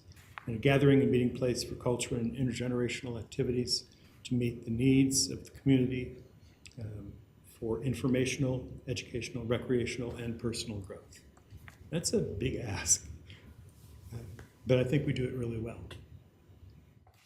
I will say I'm very fortunate to have a staff that, yes, they like getting paid, but their primary motivator is serving the community, and that means a lot. Got the graph there, the next graph, the revenues versus expenses. They're always very close. If the revenue doesn't meet the expenses, that doesn't mean we've gone over budget. It just means that we're very close. We keep it very even as best as we can. In our proposed budget, we have it evened up for this year. If you want to look at the detail of the budget, let's look at, I'll go into last year. Last year, we needed to make up expenses that were a shortfall of what we had versus what we could go. And I think we offered up a couple of our library page positions, unwillingly but necessary, to make up the difference in the budget. The council last year chose not to let those positions go, but rather to cover that with library reserves. This year, if you look at our budget, the makeup, well, our operations budget runs around 300,000, a little over 300,000 a year. The money for interfund charges is over 200,000 a year. And then the rest of it, 1.8 million, is salaries and salary-related expenses. This year, we were asked to make up $113,000. There's no room in the operations budget to be able to do that. We can't touch the interfund budget. And so what that means is we've been able to balance this budget that you see before you on the far right column by making some cuts where we could. We cut, for example, our professional attendance at conferences and things. We had it down to 6,000. It was originally 12. We had it at 6. We've moved it to 2, which means I'm not going anywhere nationally. We're not going to really send anybody for anything national this year. We're going to keep focused on state and regional things. We have cut the book budget by about $6,000. You'll see that from 163 to 158. This in a time when things continue to rise in price. And electronic material is actually more expensive than paper material. We pay more for an electronic version of a book than we do for a paper version of a book. That's how the industry works, and it's no fun. But as you saw in the previous chart, we are moving toward more and more support for electronic material because that's what's being demanded. It's costing us more, but we did take a small cut there and a couple of other things in our operations budget. But we can't hit $113,000 to close the deficit without talking about personnel. And nobody likes to do that, but that's the only way we're going to be able to do it. We can't cut it out of operations funds. That'd be a third of our budget. And we have things that just simply can't be cut. And so we are balancing this budget by not filling a vacancy that came open recently. We were originally at 26 people when I started working here. We're down to 21 already. And this is a further cut. We're also talking about one of those page positions that we talked, which is considered an expense, not an employee. There's not benefits and things associated with it. And one of those too. And with that, we can break even with the budget without using reserves. But other than that, there's no particular easy way to do that. That doesn't come easily. Anytime you lose the 40 hours for the full-time position plus the 20-plus hours for the page position, people take up slack, and you have to try to figure out what you can cut in terms of our ability to present programs, our ability to have training of various kinds and things like that when people are going to have to fill in that space. You do what you need to do.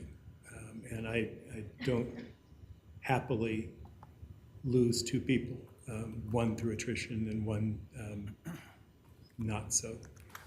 But that is where things stand if we want to keep this budget balanced without reserves. Okay, yes, I have a question here from Councilman Sure. Nichols. So, thank you, Eric. So the library is different than a lot of the departments, correct? You receive your own tax levy amount, right? And Correct. that's what's spelled out here in the first line of property tax. So you get all of that, correct? Correct. Could you just explain a little bit how that works? Sure. There is an individual levy, and by Idaho law, that levy the money levied with that can only go to the library. It is by law, the city cannot if you will, dip into, I don't know what the better word is, into that fund. It has to go straight to the library. But that is primarily where our money comes from. We are fortunate that the city actually supplements that slightly as well, so that we have a little bit more than what the levy has, and that allows us. But most of that then is eaten up into interfund charges. So it's sort of, the city pays itself with that extra money that it gives us. So does this budget show any additional city report revenue? I'm not sure if Chantel could probably, she could do that. This is the total that we're given to work with. If you look at the line items just under the property tax, those are the revenues that are available to the library. So that details then in OpenGov, like That's under right. the property tax. Right? Do you Does that know answer the question? approximately like how much of that, Rich, is supplemented by the city versus that special levy? Is it like 80-20 or? It's, I think it's around 200 something. I would have to go get the But I don't L2. remember And I exactly could do what that. it is. If you want me to go get the L2, I don't have it with me. Yeah. But to answer that question, I would want to get the L2 so I can get you a good number. So the property tax number here could include your special levy, and it might also include some, What we get through city support beyond the property tax is less than what we're paying for interfund charges. no, I understand. So, But I just was trying to figure out where is that reflected in our spreadsheet here, the amount that you're receiving from the city? and I don't think that is reflected. I don't know what that number is exactly. But it sounds like Rich can get I can that get in that, okay. time and Yeah. know, just And in the during the future, we process. can separate that out for you as well. Yeah, Great, that's a thank you. good question. Thank you. Okay, thank you. Yes. So I don't have the rate I'm trying to find it, but the rate increases that we did. So how much is it for a library card right now? It's free Oh, it's now. free, okay. If you're outside the city, if you're not a citizen of Pocatello. Okay, because then I always then lose it's mine, extra. so I think you have to pay. For No, that. it's free. In fact, highly recommended. Never mind. If free, then my point is moved. Okay. Yeah, so on the, like, out-of-city library cards, is that under the miscellaneous revenue? Yes. Okay, We're so we don't talking get a about lot five. there. We're talking about 5 or 6 a Yeah. year that we do, so it's not a significant income. Mr. Mayor? Yes. I just wanted to thank you for doing the tough work of zeroing out your budget. It's hard, and as a council, we appreciate that, and we have some hard work in front of us as well. So thank you for being active in that thinking, and I know it's painful to do that, so. It's a appreciate challenge that because effort. you're dealing with people. So, Thank you. Okay, are there any other questions or comments? it's all good. Okay, thank you, Eric. Thank you very much. Next, we have Pocatello Regional Transit. Skylar Beebe, Pocatello Regional Transit Director, is here to give a presentation on the following: urban program and rural program. Good morning, Skylar. Good morning, Mayor and Council. Again, Skylar Beebe, Director of Pocatello Regional Transit. I'll kind of go through here and summarize a lot of this, but our mission statement is noted here is to provide safe, reliable, efficient, and coordinated public transit. Essentially, we move people, and we try to move a lot of people. A little bit about our department. We are grant funded through the FTA, Federal Transit Administration, and the primary grants that we use is the 5307, which is specific to urbanized areas such as Pocatello. 5310, which is for seniors and those who are disabled. We use that both in our rural and our urban program. 5311, which is specific to the rural side of that we operate, Fund 8. And then 5339, which is for capital. We use this for bus stop improvements, bus replacements, and so forth.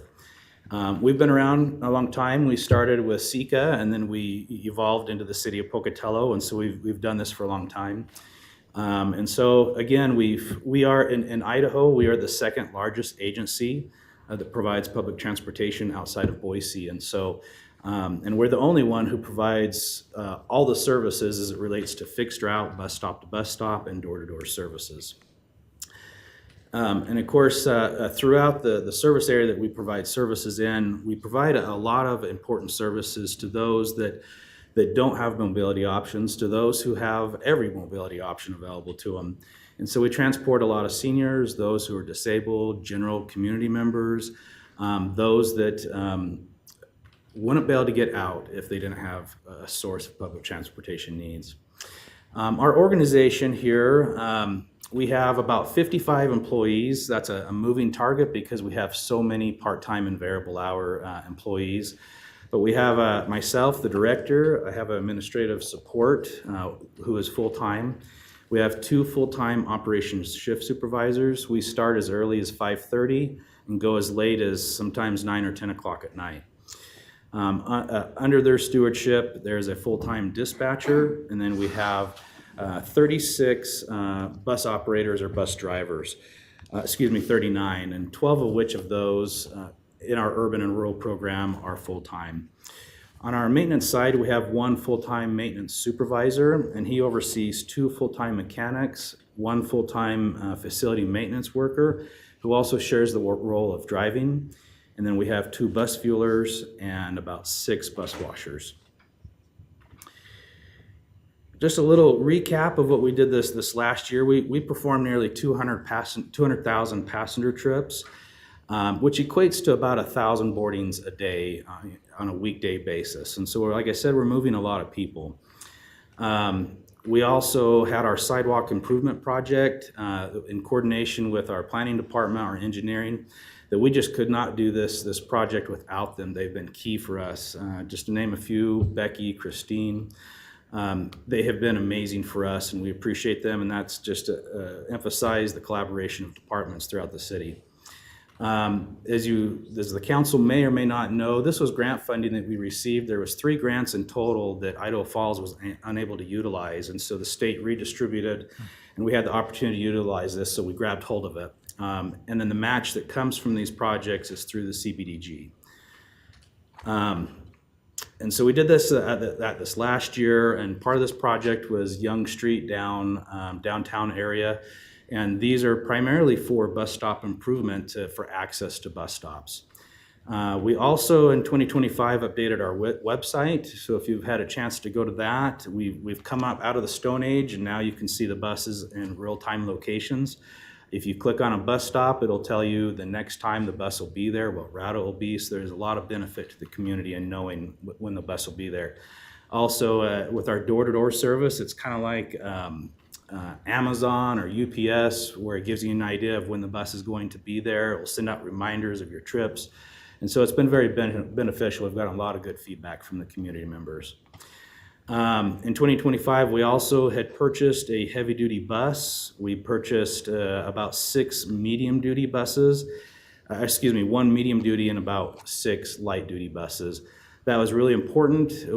We have federal standards that we have to live by and have so much of our fleet that is within the useful life, like our light-duty buses. 5 years is considered its useful life, and so we try to stay within those ratios for our grant funding and so forth.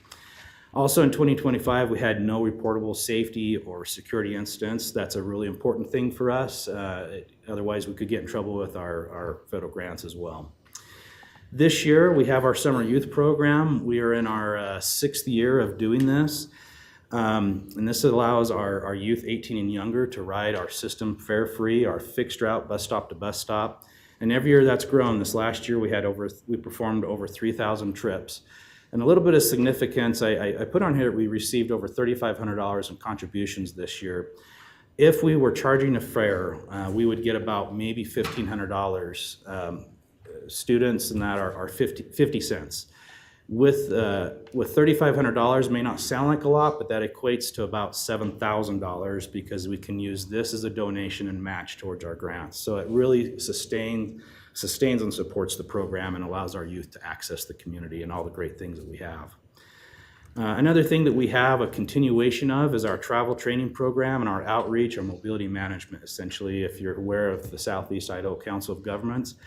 we've contracted with them to perform these services, which is vital. So if you see the trolley outside of the parade, it's usually at an open bus event. It's at a environmental fair, different things like that, and it's educating the communities that we have about the bus system and so forth. Another thing that we've done this year, again with planning engineering, is the downtown sidewalk project. Did the analysis to fix, repair, all of the above, the sidewalks in the downtown area, and ultimately improve that access to the bus stop. So that's been a very important project. And then another one that we have that's in the process is the Alameda Transfer Station that is, again, budgeted. The council, I believe, should be aware of, or hopefully aware of. This is a very big, important one for us. It's what brings all of our fixed route buses together. Allows our patrons to transfer. Right now we do it at Cedar and Warren, and it's problematic, it's hard, in some instances it can be unsafe. And so this will be a very important project for the community. Is that under construction yet? Not yet. We're just finalizing some things with the Federal Transit Administration, but we're right there. Close. So it's just about ready to go, yeah. And as we look ahead for 2027, we had planned to have, and it was budgeted this year, to purchase some buses. Light duty buses. We were looking at approximately 6 of those. We tried to purchase those through the Georgia State contract. That has gotten delayed because they were renewing the contract, and so we've moved that over, I should say, to fiscal year 27 because that's when we're anticipating receiving those.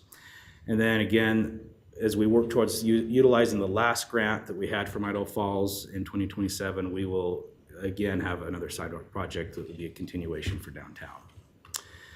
Some of the goals that we have as a department, as you can see here, is enhancing safety. We have our public transit safety plan that was required for all transit agencies across the United States, where we have to develop our safety, everything under the sun that you can imagine. We track a lot of different things, and so it keeps us on par. And I was happy when we just had our triennial review with the federal government, and they told us that we were one of the only agencies to be fully in compliance, so we were happy about that.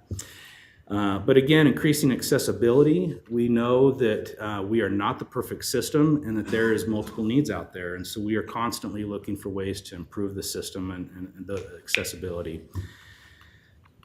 As we get down here to so this is Fund 8. This is our rural. So everything outside of the city of Pocatello area is considered our rural program.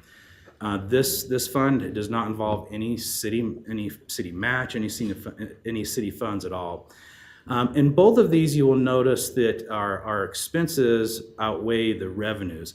And it's primarily the numbers aren't final, and mainly this is because it doesn't reflect the match that's coming in for our buses and our sidewalks. Once that's calculated in, it evens out and it balances. So just an FYI. Jumping down here, like I think all of the other departments, we've worked really hard to keep the operating flat so we can be in par. And again, once we have as you look down for capital outlay, once we have the match calculated in for buses and sidewalks, that balances. And I should say sidewalks don't apply to the rural program here. Skylar. Yes. On this is for rural. Are there any federal grants that come in for rural? Is that why are there none? Is that why they're not listed on there? It would be under state grants for the revenue, so the 342, 1099. So the federal's rolled up into that too? Yeah, so I always tell everyone I'm a city employee, a state employee, and a federal employee because we're paid all through those channels. With our rural program, the state is pass-through grants, so that's why it's under the state reimbursement. Okay. But it originates at the federal level. Correct. The state It just all comes administers from the it. federal transit, but it's passed through in our rural side with the state. Yes. It's just a quick question for finance in general. Is there a way to indicate that on the finance reports where if it's, because the line item says state grants, so I'm assuming that money comes from the state of Idaho, but it's passed through. Is that an accounting standard? And part of that is because it's awarded by the state, those grants. Oh, So okay. that's why So it maybe would it's say just- state grant, yes. However you want, just word We salad. could Okay. put a detailed, a line item detail to specifically say it's a pass-through grant if we need to for clarification. Yep.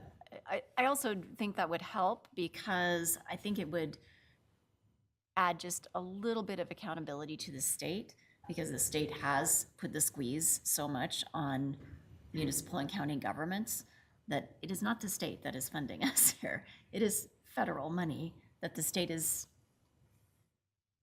helping us receive. Absolutely.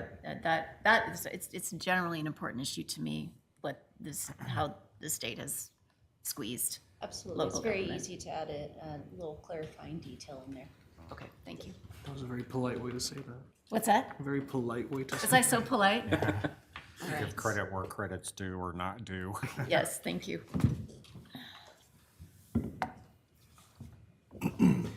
And again, as we get to Fund 9 here, this is the urban, so this is where our urban services within the Pocatello area here. And again, our shortfall of revenues is ultimately because of the match for our buses and the sidewalks that isn't calculated into this. And again, also with this this fund, we have gone through and made sure that this is flat and no increases. And I will mention we can come back. I will mention with the FTE section that's after this, there was a section that was under our 2603 that said vacant. That is not actually vacant. We had moved an employee from our 2703, which is in the urban side, to 2603, and so they're both kind of shown there. But anyways, that is not vacant. And then just quick detail question, Skylar, on the, where you're talking about expenses versus revenue, and revenue is showing lower, why can't we project that grant in there, for the sidewalk grant to? Yeah, we've had that issue every single year, and with OpenGov, we were starting to work with finance, and we ran out of time before we had to have this published. So I think we're hoping to have that built in. Yeah, so there was confirmation that stuff was correct, but if we change whatever we presented to you to council and then we change it, it kind of throws everything off. So in the big picture, after all the departments present, then we're gonna make the changes with a confirmation. Police had confirmation, rural has confirmation, and then when we look at the city as a whole. Okay, good. It's just hard to give you one document and then change it and be like, oh, just kidding, let's do this. So Okay. we're waiting for absolute confirmation before we put anything into it. Yeah, I just think that helps the perception that we're not running in a deficit. Correct. Yep. And You this know, is so I'm also glad this, you remember the discussion with Rich yesterday with the non-departmental. This is where the city match needs to come out of. So non-departmental does the city match. And it takes a little bit to get the final numbers. We're gonna find this with a few departments that get funding from grants or from county or from the state.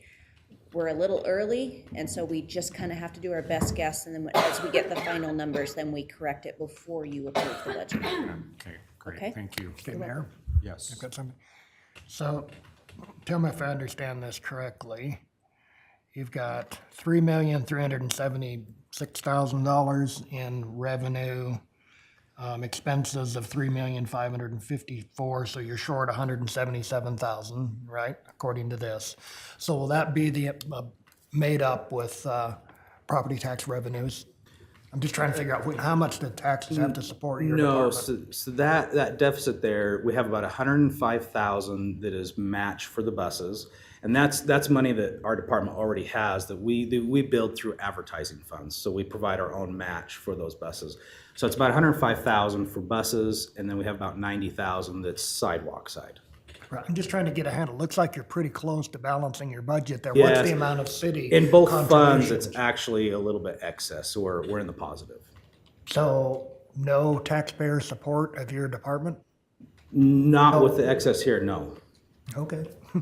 great, thank you. Again, that's money that we already have. I just couldn't add that into the revenue section here, so. So with OpenGov, for clarification, and OpenGov is new, so we're getting everybody used to it, but we are bringing up a line. You'll see some departments that say use of reserves.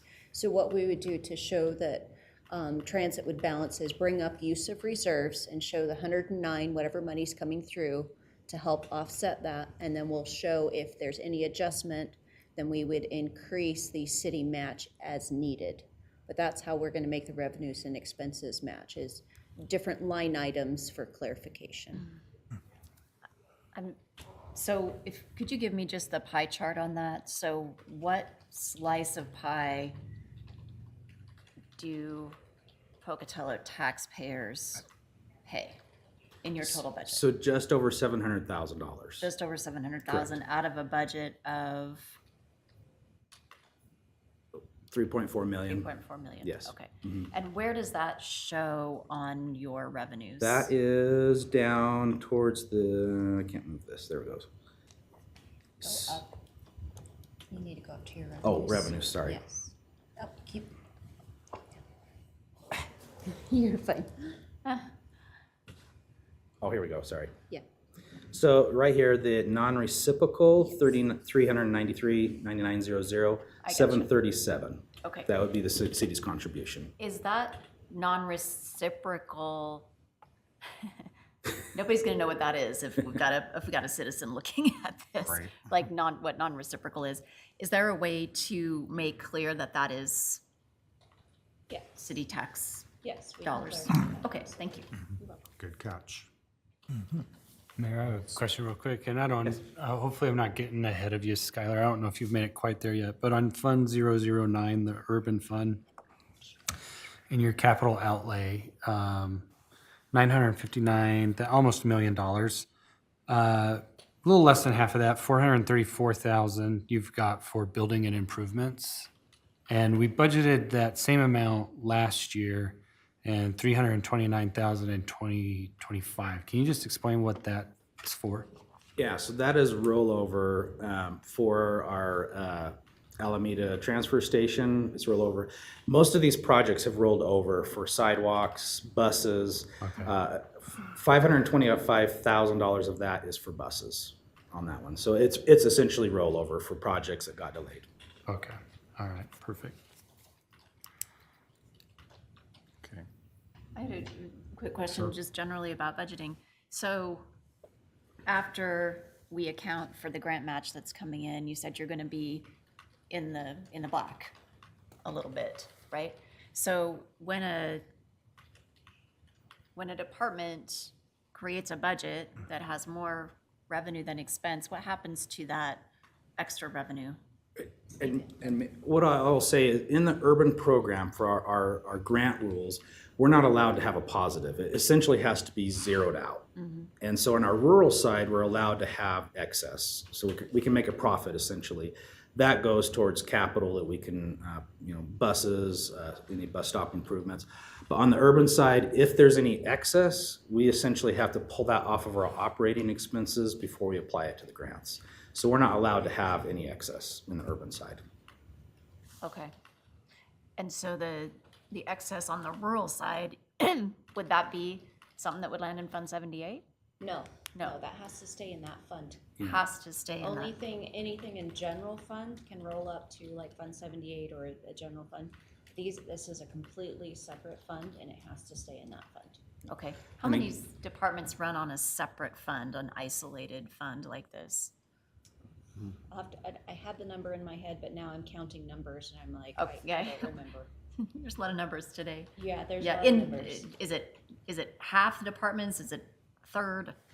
I'm just curious, like, there are special, I know that for. Yeah, I'm counting all the Okay, special ones, don't so worry. I have, I'll give you a number because right now I'm counting all the fund numbers and that's not true because there's not that many departments, but there's quite a few. I'm popping out 30 something, but I think that's wrong, so please don't take that with a grain of salt because I'm thinking of specialty funds and So everything like that. so the money that you might receive in your rural fund that you can keep, how do we account for where that savings goes? Is that something that we have to approve a spend on, like a Fund 78 spend, or do we? So How do we, when how we do we purchase entrust that to you? Yeah, when we purchase buses, Yeah. it comes out of that pool essentially Okay. for on our rural So it's a side. bus savings account? Correct. Okay. Yep. And what kind of balance do you usually run in that? I think right now there's about 700,000. I think it's just over 700,000 on our rural side that we have. Okay. Is there an industry benchmark that or a There's not. accounting principle benchmark about how much you can run in that? No. No? Okay. In the state of Idaho, we are the benchmark. We are the benchmark. Yeah, true. And again, being on our rural side, the grant rules are different because we have to be complicated on the federal side with everything. But those are funds that are strictly used, just like City of Pocatello can't pay into our rural side, we can't use those rural funds for the urban side, so. I see, so that all has to stay on rural side investment. Correct. Okay. Yes, and the only balance that we would have on the urban side is the money that's specifically pulled out from our advertising that we can utilize for bus purchases, match, and so forth. Okay, thank you. Okay, Councilman Paulson. So then with the rural funds, if that's kind of the bus savings account, do those buses purchased with the rural funds have to stop at city limits, or can they be used? No, there's a lot of intertwining. So I'll use our Soda Springs route, for example. It brings Medicaid and general public from Soda Springs, Ingham, McCammon, down into Pocatello, and then leaves them here for the day. They utilize the system here, and then they go back. So we can hop the border as long as it's intended for the rural services. Okay, it doesn't stop at the welcome to Pocatello sign. Yeah, we don't kick them off of the bus at the border, so we just try not to. Okay. All right, any other questions or comments? Okay, thank you, Skylar.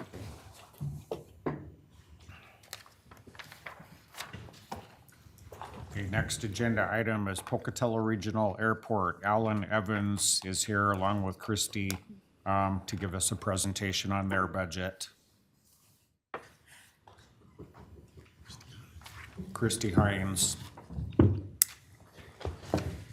Yes, good morning, Mayor and members of the council. My name is Alan Evans. I'm the airport manager, and with me today is our management assistant and our security coordinator at the airport, Christy Hines. We appreciate the opportunity to share some things with you today. I'd like to start out with our mission statement. It's pretty simple. It says to be a significant economic engine and vital source for transportation services for Southeast Idaho through the development of air service, general aviation, and non-aviation land development. What I'd like to say to that, oftentimes we are asked, how do we grow our airport? It's a question that we get asked quite often. And we had an air service consultant in here a couple of years ago, and he gave us a really good answer, and really the true answer to how we grow our airport. And that is growing our community and growing our region. That's what grows your airport. And we want to be, just as this statement says, we want to be a piece of that. We want to be an economic driver. We want to support those businesses and those people that move into our community. So that is our goal. We'll move to the organizational chart. You'll see that we have a staff of 11 individuals. The airport manager oversees the maintenance supervisor, the management assistant, security coordinator, and then under my direction, I also have 4 operations specialists, and I'll go into a little detail on what each of our jobs are contained in those jobs. I have a maintenance supervisor who also oversees 4 individuals on the maintenance side and the custodial side of things. As you can imagine, the airport is responsible for the safe, secure, and efficient operation of all of our facilities. There are a lot of requirements between FAA and TSA that we have to comply with to be a commercial service airport. And so we do a very, very good job. We just had an inspection here a couple short weeks ago, and we did very well in that, and so I'm very pleased with my staff members and the work that they do. To speak a little bit about individuals, the airport operations specialists, those 4 individuals, they work on the airfield and in the terminal. They're kind of all over the place. We have 19 hours per day that the airport is open, and there is one of those individuals there all the time. So it is a shift work position for these 4 individuals. So they have their individual hours. It's 7 days a week. Some of the things that they do for us, they go out and they do the FAA required self-inspections, making sure that our surfaces and that our airfields are safe to land on. They do some wildlife work for us. You know how those seagulls always seem to come in from the reservoir. We have to haze those and move those out, or whatever it may be. It could be a coyote, it could be something of that nature. So they help us in that respect. In the wintertime, obviously, they have some snow and ice control things that they work on.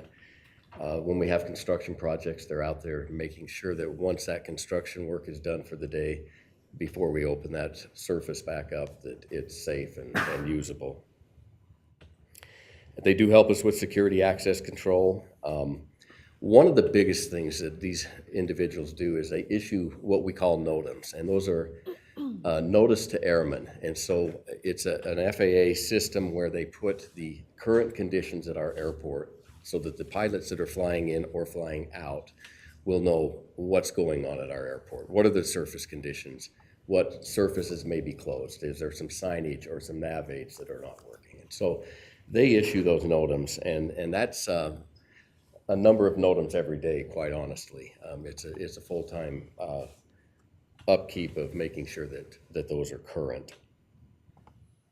And then also they help us on the weekends when our custodial staff is not in to take care of the building. And they are also a front for a lot of our customers. They monitor the exit lane to make sure people aren't going down the wrong lane as they are in the terminal building. So they've got a lot of public side as well as out on the airfield side. So it's a lot of responsibility for 4 people. Our maintenance personnel, some interesting things about some of their responsibilities. We have a 45,000 square foot passenger terminal that they are required to maintain, whatever, needs to be done plumbing wise, lighting wise, things of that nature. They take care of that. You may not know, but we own 31 city owned buildings out there, which they maintain to a certain degree, whatever is needed there. We have about 15 million square feet of aviation pavement and safety areas. We have a very big facility, a lot of pavements.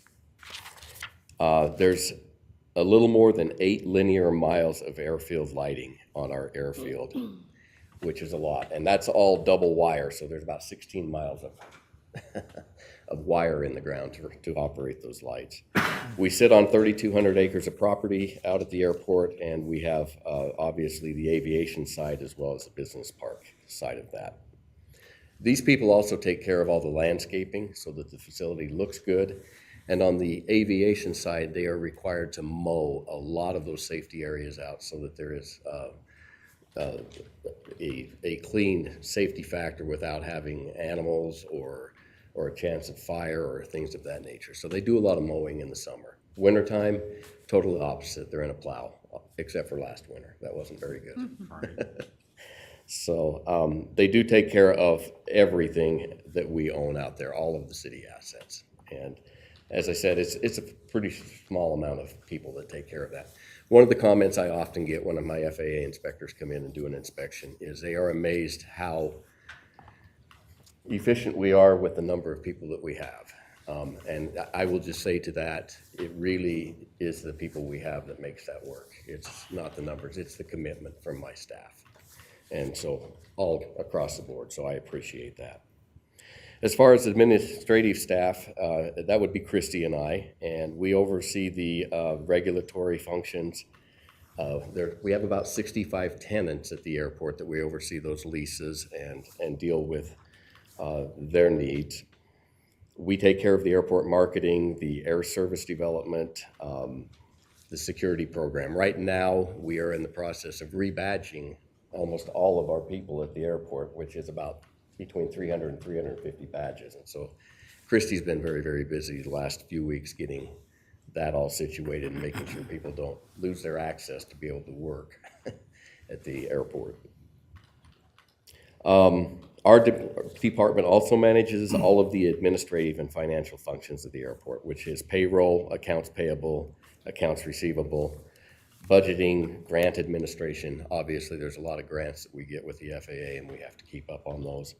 And then we always have something that we have to follow with TSA or FAA, some sort of a requirement that's coming our way that we have to implement or make sure that we're in compliance with. Just a couple of pictures to show you some of the accomplishments that we had last year. The first one there is a taxi lane. You've heard us talk about this. This was a taxi lane that the FAA paved for us to be able to put about 35 additional hangars for private use hangars. The pavement is down. We are still in the process of working on the items that the FAA would not pay for, which was water, sewer, natural gas, and fiber, I guess. So we've got some costs. We will be coming with a bid package here soon to complete that so that we can move forward on that. The second picture that you see is our secondary runway at the airport. We're really fortunate to be an old military base that had a great setup. And we have a secondary runway that most airports would love to have. It's 7,000 feet long, which is good length. We can land our commercial aircraft on that as well if we have a problem on our primary. One of the things that we did on this particular project was it was time to do some crack sealing. It had some minor cracking going on, so we sealed that up. We got a seal coat on it, repainted it, and it is back up and operational and should be good for a number of years. And we always want to invest in our pavement services. If you start to let them degrade, it becomes very, very expensive to put them back where they need to be. The third picture there is a vehicle that we picked up. It's not, the whole vehicle's not in there. There's a pickup and a plow, which we will use in our parking lot areas as well as out on the airfield. But what came with that package was a trailer to be able to put de-icing product down on our runways. You can kind of see it in the back there a little bit. We have not had the ability to put de-icer down on our runways efficiently. This should help us. We don't use a lot of de-icer, but there are times when that ice does develop and you just can't get rid of it. And so we were happy to get this piece of equipment. This next picture was our second flight coming in. I apologize to you other than Corey. Corey was able to be there for our business after hours. We had a council meeting that day and it was not intentionally scheduled that way. It just happened to be. But we're happy to be back with SkyWest, taking our routes back over from Delta.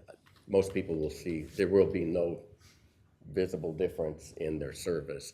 It's just who takes those flights over. And so I'm very, very happy to have SkyWest back in the picture. It's nice to be able to pick up a phone and talk to somebody that you know and somebody that you've dealt with in the past. So I think that's a very good thing.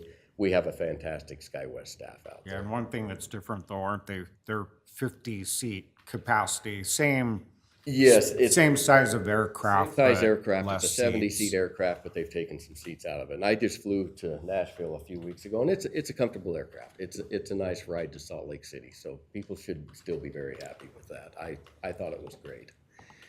And then the last picture up there, you've heard us talk about this, and this is not our project. This is an FAA project, but we have been fairly involved in this new tower build that it's going to be breaking ground here in the next month or so, I guess. That's a picture, a rendering of what we believe the new tower is going to look That like. picture would not expand. I cannot get it to go under. I'm sorry. It looks a lot different than the current But one.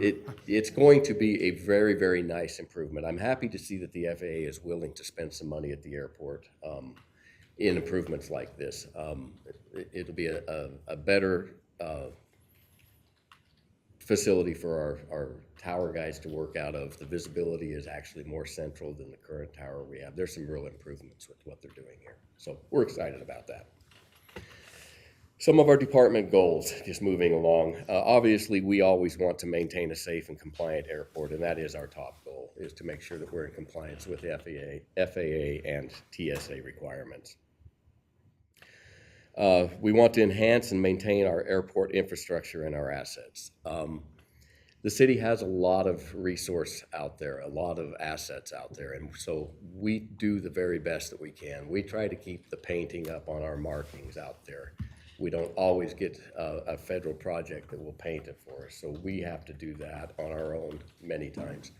We try to paint the buildings up. We try to make it look clean, make it look appealing so that people will want to come out and either do business or locate business out there as well. And I think we do a pretty darn good job of that. We have a lot of lighting, as I mentioned earlier, and a lot of nav aids that we have to work on.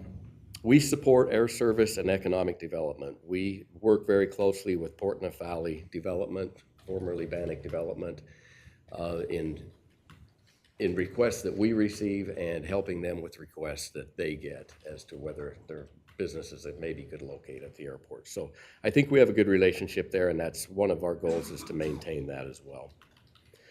And then probably the last one is the one that I'm the most proud of. I really love when I have customers come up and say that they have had a great experience at our airport, that the bathrooms were clean, or the facility is just fantastic, or the people. And a lot of times it's not my people that they are interacting with. It's the TSA people or the airline people who just go above and beyond. And if any of you have flown out, you've probably witnessed that. That's probably the thing that I like to hang my hat on the most, is that we have great customer service, and we want that experience to be very positive. Some of the 2027 projects that we're looking forward to doing, on the west end, down by the fire station, if you're familiar with that, we've got some area in there that is going to be needed for some larger commercial type hangars. And we are starting to get some requests for the possibility of putting bigger hangars in, not the private ones, the small ones for individuals, but something of a bigger nature. And we're not set up down there right now with the pavements and what's needed. And so we are going to start designing some of that so that that is more readily available as these requests come to us. We're going to continue infrastructure installation on the, as I said, on the general aviation taxi lane ramp, which is on the east side, the one that we had the picture of. We're going to continue with moving forward on that. We will be milling and inlaying a new surface on our primary runway, and that's going to be a very, very expensive project and a big project that we're requiring a lot of additional money from the FAA, discretionary money to help us complete that. But that surface is a little over 25 years old, and it is time to do something with that. And so we will be rehabilitating that. And in that process, there is a section of our lateral taxiway that goes to the secondary runway. That pavement has kind of met its useful life. We have a little bit of an issue where it actually is too close to the safety area, so we've got to reconfigure that out a little further. So in this project, we will be addressing that so that we're back in standards with FAA standards. And then obviously we're always continuing to address the deferred maintenance and keeping up our facilities. And I think my guys do a really good job with the dollars that are available to us, and we try to make the most out of what we have. If you look at our 006 revenue and expenditures, we were asked also to come in and build a flat budget, which is what we've done. We are balanced. Well, we're balanced, we're not flat. We aren't flat. We get into the numbers here, we have, we're one of those departments that have our own fund, but we do receive tax support as well as generating our own revenue. Our rental revenues are primarily our source of revenue.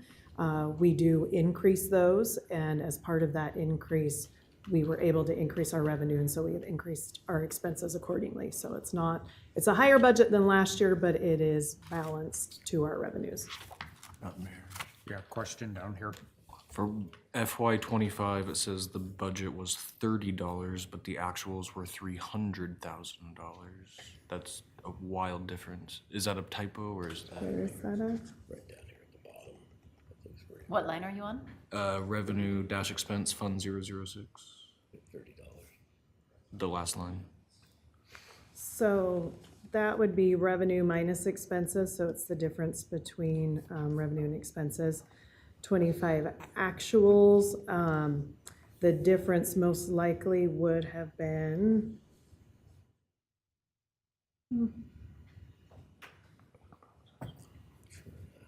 Oh, I'm sorry. I think I misread that. Yeah, it's different. so we had 300,000 in revenue that was above what we projected.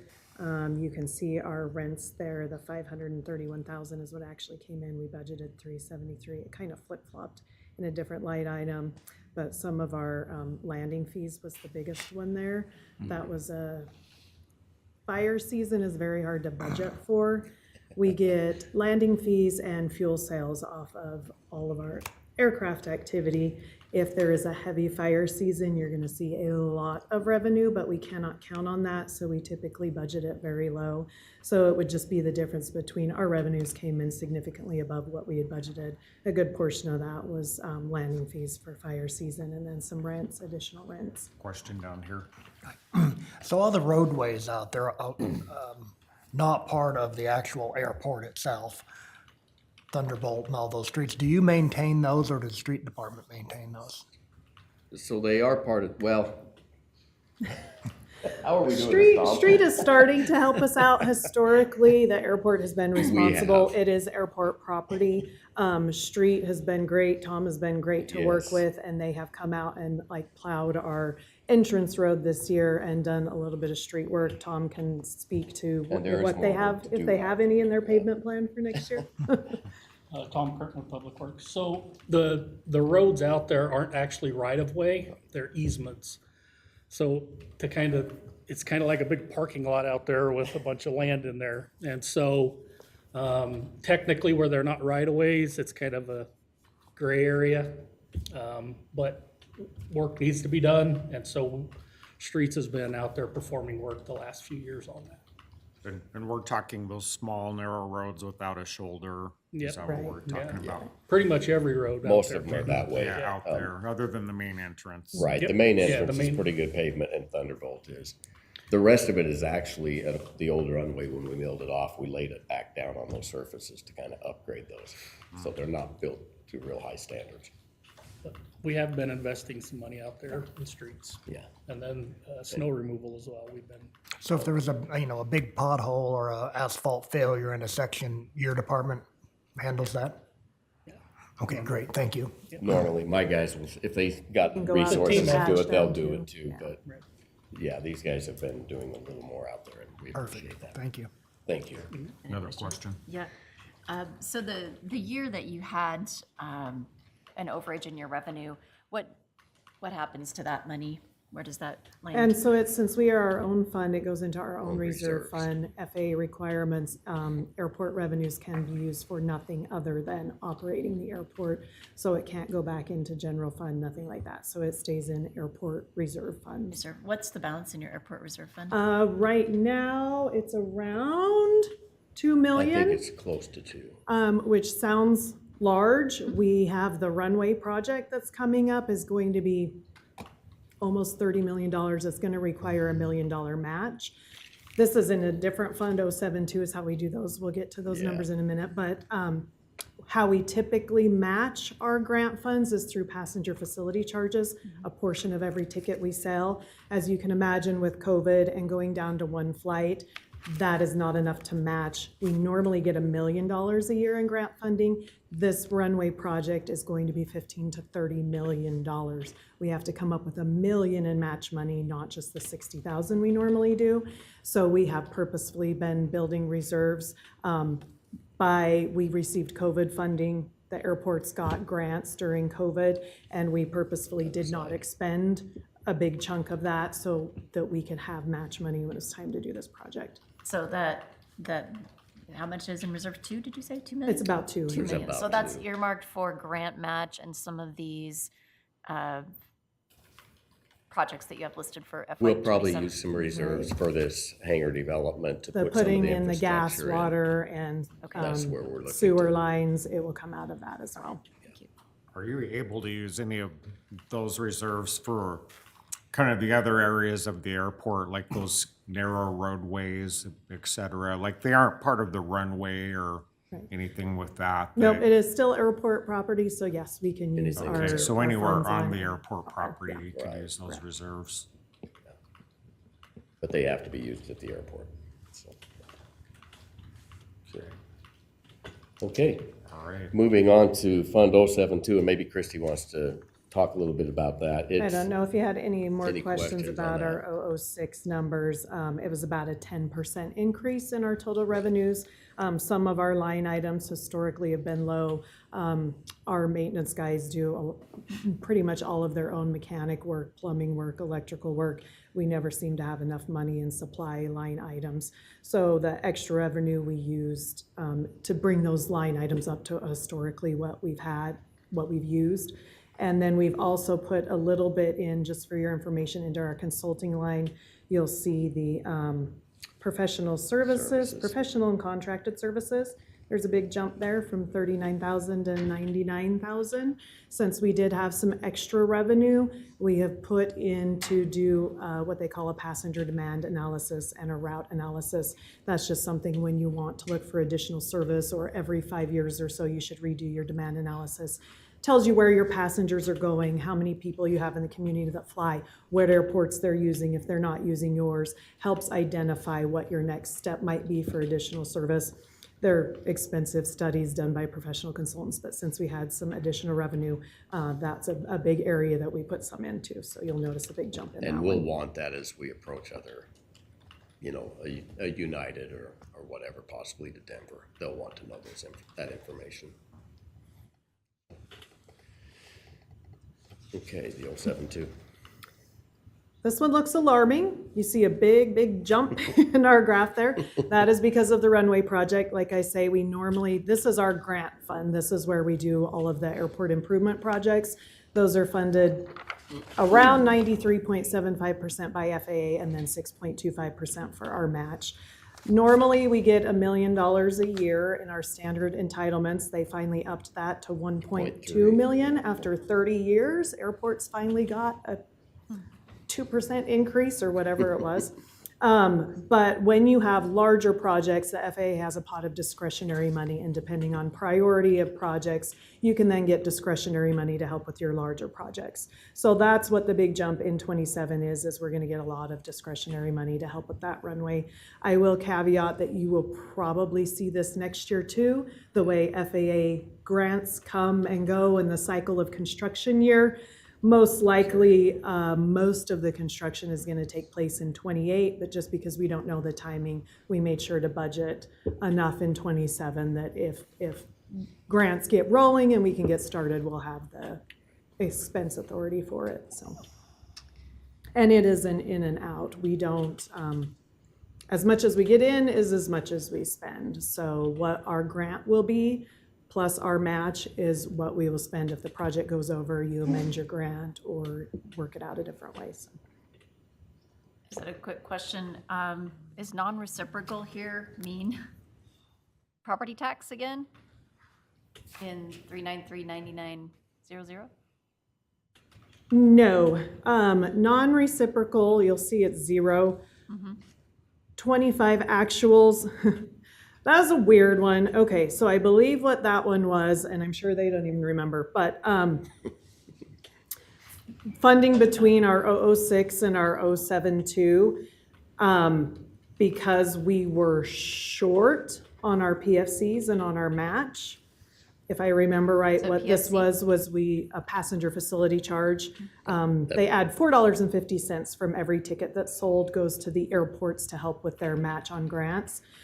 Because we were short on our match because the PFCs haven't met the level that they needed to, we were able to take some of our reserve fundings from 006, move it over into 072 so that we could make our match. So I believe that's what that was. We typically never have anything in that reciprocal line item. That was just a special instance that year.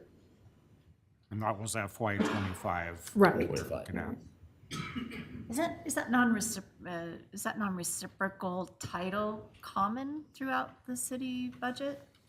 It's accounting jargon. It's accounting We can jargon? make sure that we fix accounting jargon to be Thank you. non-accounting jargon. And is the same question here for state grants? I realize there's nothing in your 25 or 26 budget there, but is that pass through or is that money from the state of Idaho? That is money from the state of Idaho. State grants are very interesting things for airports. Our state does a great job of funding highways, Airports typically don't get much. That 215,000 you see from FY25 is an anomaly. There's been several years where commercial service airports have gotten nothing from the state. It's typically 15,000 to 20,000 a year. Okay, I'm gonna backtrack a little bit. The last two large grants that we got, the state did give airports 450,000 and $1 million. And those, I guess you could call pass-through, they were COVID grants that the state got, and they chose to distribute them, a good portion to airports. So part of this is residual from those, so. But we probably won't see that type of money again for some time. Okay. The federal did not stipulate that's where the money had to go to. They gave it to the state, and that's how the state chose to distribute it, so. Still federal money, though. Yes. Okay, thanks. Normally, the state, the 15 or 20,000 we get, most of their grant funding comes from fuel tax on airports, so that's typically where the money comes from. Yeah, Councilman Bates. Thank you guys for all the information, and I agree. I think the airport, it's always clean, it's well run. I think it's a good place. I'm wondering, Alan, with all of these improvements, the new hangar that we're looking at building, the new tower, and then the milling of the runway, what potential for growth are you seeing at the airport? Because I understand, it really does come down to passengers. If we have more community members flying, the airport grows, but is there other potentials for growth out there? I think there is more potential for growth. Obviously, because this was a military site at one time, we are obligated to keep it up as a functioning airport that the military can use as well, should they need to. So that's where a lot of this money comes into. Do you have the number? How much our commercial service? So other than commercial service, I think is what you're looking at. Right. So we have our land side, which we have almost 1,000 acres of developable property, and it really is some of the only big parcels of property left in the city for industrial development. Planning and Development Services is working with us and doing an amazing job at getting a study done, kind of a master plan for that side, the land side, to determine feasibility, economic analysis, infrastructure needs, what types of businesses should be recruited. It's going to be a really great framework for us to hopefully finally fill up that property. Yeah. And then on the air side, we had just over 32,000 operations last year. 5% of that is commercial operations. So 95% of the air traffic that happens at the airport is not your Delta, it's not your commercial flights. It's the fire, it's the freight, it's the medical transport. We have room opening up that West End property, would be a great location, say for a FedEx facility or an aircraft manufacturing or painting facility. We have room, we have a lot of potential. We have 2 runways, we have rail. It's going to grow. It's been slow, but Yeah, it's I going guess to. that's, I was wondering on the aviation side, take the private, I know we call it commercial, but just general public flying. All these improvements that are happening, do we see that making the airport more enticing on the aviation side outside of just the general public flying?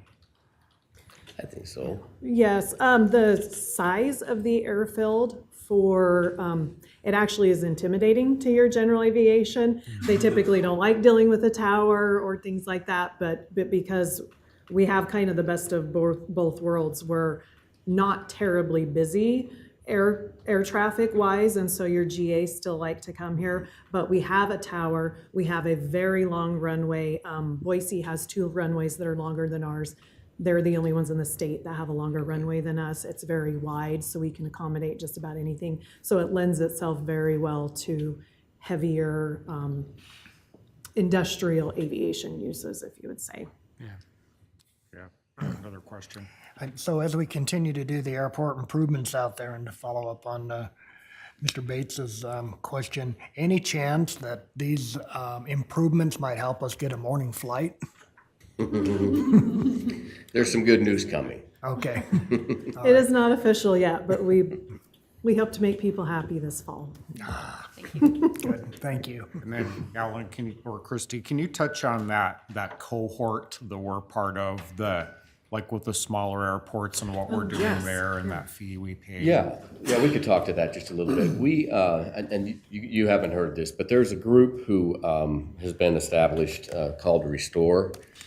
And it's, what they're doing is they're getting a lot of airports that are the same category as us, small regional airports who are struggling to maintain their service. And a lot of them have totally lost their service. We're one of the fortunate ones in that we still have service. They're trying to get with Congress to find some funding mechanisms to be able to improve service at these small airports. Right now, we don't have a lot of tools in our toolbox. One of them is what they call a SCASD grant, a small community service grant, basically. It's very underfunded, and there is a lot of demand for it. And generally, to get one of those grants, you have to have a huge amount of community match money as well. We've gotten those in the past. We've had one or two, I think, over my years there. But they're very, very hard to get, and every community is fighting for those.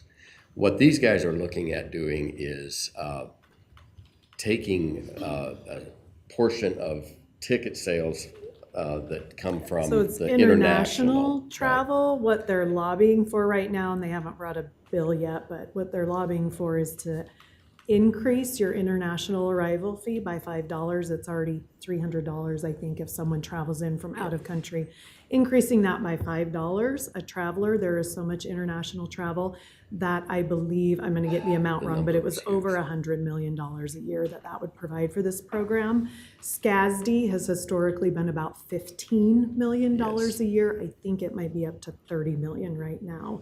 So you're talking a huge difference in funding that would be available. It would be kind of the similar program to SCASD. Airports would have to apply. What specific route are they going to use it for? What are they going to do with it? But it would also allow a longer term. SCASD basically gives you 1 year, and in aviation industry, a year is not enough to stand up a service. So you get started, you get all your SCASD money, you use it all, but you're not ready to go yet. So then the airline leaves and off you go.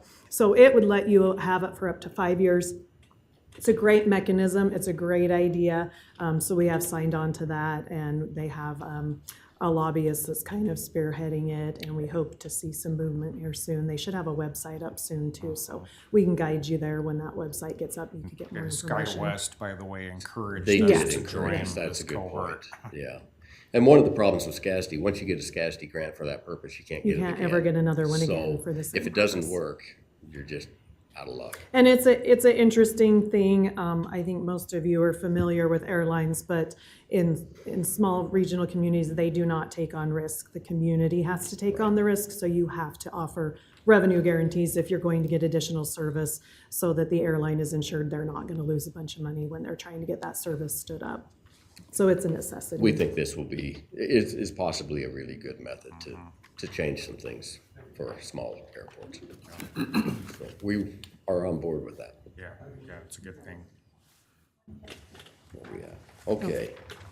Last slide. Boring part. The boring part, We yeah. hardly ever have vacancies. We hardly ever have openings. We've got a good And we crew. don't have any. So we're fully staffed and have been for some time, and hopefully we'll continue that way.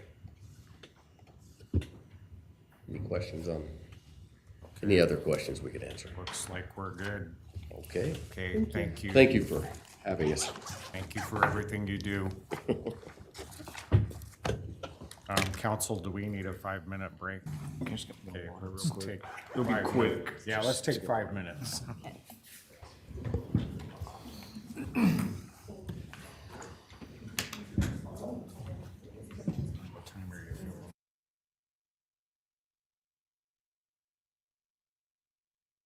We're moving to agenda item 6, which is planning and development services. Brent McLean and Becky Babb are here to present. Good almost afternoon, Mayor and Council. Becky Babb, Planning Manager. So I'll just go through our presentation, keep it pretty short and sweet to the point. That's funny. We've been in front of you a number of times in the last 6 months, so our division is in charge of the orderly growth and development of the city through long-range planning, zoning, development, renew, and our community improvement initiatives. We manage and develop major plans such as our comp plan, our downtown development plans. We're now in charge of the revision as well. Safe streets and roads for all, various other long-term projects and plans for the community. We also have been coordinating ongoing plans and studies for housing, the airport development, neighborhood planning, and preparing for our future code, which is our major project this next year to update Title 17. We also assist other departments, residents, and property owners through a variety of projects that the city manages through that process, including subdivision permits, various licensures, sign permits, etc. So our goals are pretty simple. We'll continue to provide this guidance on our comp plan, as well as continue to coordinate with these other departments as we update our procedures relating to land projects and processes, subdivisions, etc., to facilitate those timely responses from the city to developers and residents, as well as to continue updating our range of codes and plans that we have in place. So unfortunately, our department is not a moneymaker. We generate a pretty minimal amount of revenue, primarily through land use applications and sign permits. We are more or less on track to generate relatively close to the same minimal amount of revenue. So our expenditures, here's our revenue. You can see what our permits and fees are. It, again, is quite a minimal contribution. We did modify some sign pieces last year, so that may lead to a small decrease in our revenue, but not a significant one overall to the city. And so our budget, our obvious major item is our salaries and salary-related expenses.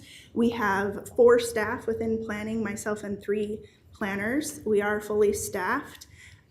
We have taken on a number of additional duties this last year, including the revision, as well as a more active role in the management of the planning project process.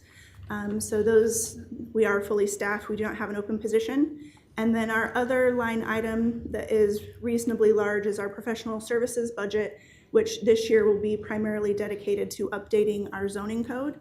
It's an entire rewrite of Title 17, going to a more form-based code, so each neighborhood will have its own form or type, and that's what we'll be looking to continue to develop for those neighborhoods overall. So a very major project that council has already approved. We have our consultant selection ongoing. Those requests are due this Friday, and then we're hoping to have a contract signed probably in July for that, to get that started. We did budget that over 2 full budget years to accommodate that expense, but it is not a task that city staff can do alone. It's a very major project that requires a lot of expertise. Sure. So on the revenue side here, what piece of the pie belongs to property taxpayers? We are funded from the general fund. From the general fund, okay. Yes, so we are not self-funded. We generate our revenue through planning projects, sign permits, and it is a minimal amount. Okay. So the bulk of the revenue that you see here is through planning fees, which developers are paying for review of their projects. Right. So maybe this is a question for Rich. So some department budgets have property tax money listed as one of their revenue streams, and some do not, even though the property tax comes into the general fund and then gets distributed to different departments. So I'm just trying to understand, what is there really a difference between somebody who's funded from the general fund versus a line item that says property tax? You bet, there is.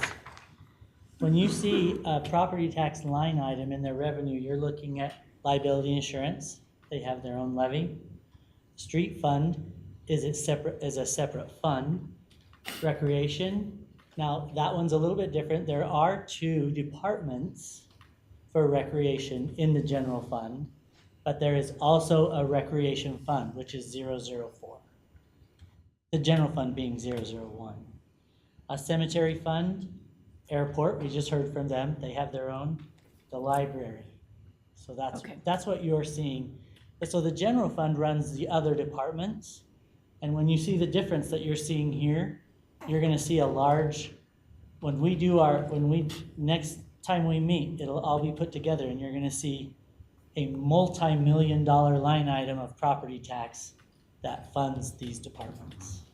Gotcha. Before it Okay, goes final. so the departments that list the property tax separately, it's because they are they are defined on a tax bill, so to speak, as a separate.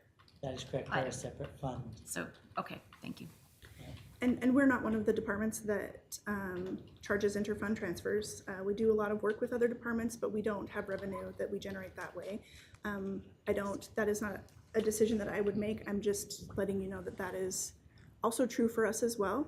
And we did reduce our ask on our professional services budget, and just so you're aware, some of the projects that we would have funded had we kept that would be an additional update to the river vision. We will likely get that started, but we won't be able to complete it because it requires also a lot of technical science-based knowledge as well as skills and time that staff don't have.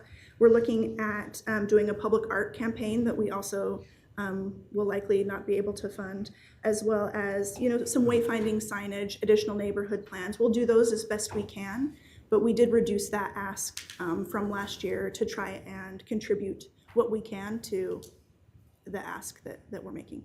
Councilman Mankum. What was that reduction? I believe it was about 50,000. About 60,000. 60,000? Right there. So last year we asked 239,866, and this year we asked for 180,000. And the vast bulk of that will be for our Title 17 zoning code rewrite, which we anticipate to be approximately $150,000, up to 200,000, but we have 50,000 from this year's budget that will be. Okay, yes. Cities, I think, is always looking for ways to raise non-tax revenue-based revenue. We've got, $30-some thousand in permitting fees. Is there any room to start increasing those, to help offset these expenses? I think we could obviously increase our fees. It won't provide that much revenue. It won't generate that much revenue. Even if we do increase our fees, we are pretty comparable to other communities for planning applications. And one of the things we don't want to do is increase our fees to the point where people are looking elsewhere to do development because they feel like our fees are too high. I think one of the most important things, at least in the planning world, to look at is impact fees, and utilizing impact fees as a way to offset some of those expenses that we are trying to look at with new development. And that's something that we've talked about as a council a little bit already, but I think that'd be a better way to move it forward. So I'm guessing that the amount that we charge for a fee doesn't even come close to. Oh, yeah, it doesn't even come close. Covering our costs? No, it doesn't come close. And I would love to charge developers the full cost of what it costs my planners to do the work that they're doing, but that would be way above and beyond what any neighboring community would be charging for those same services. And so just trying to be in line with what our neighboring communities are doing, it's kind of where we need that to be. Right, got it, thank you. We processed approximately 200 applications last year, and those are annexations, subdivisions, short plats, home occupation permits, those types of permits. So about 200 is what we processed last year. So that's, if you look at our expenses, what it would take to break even. Yeah. Okay. Question here.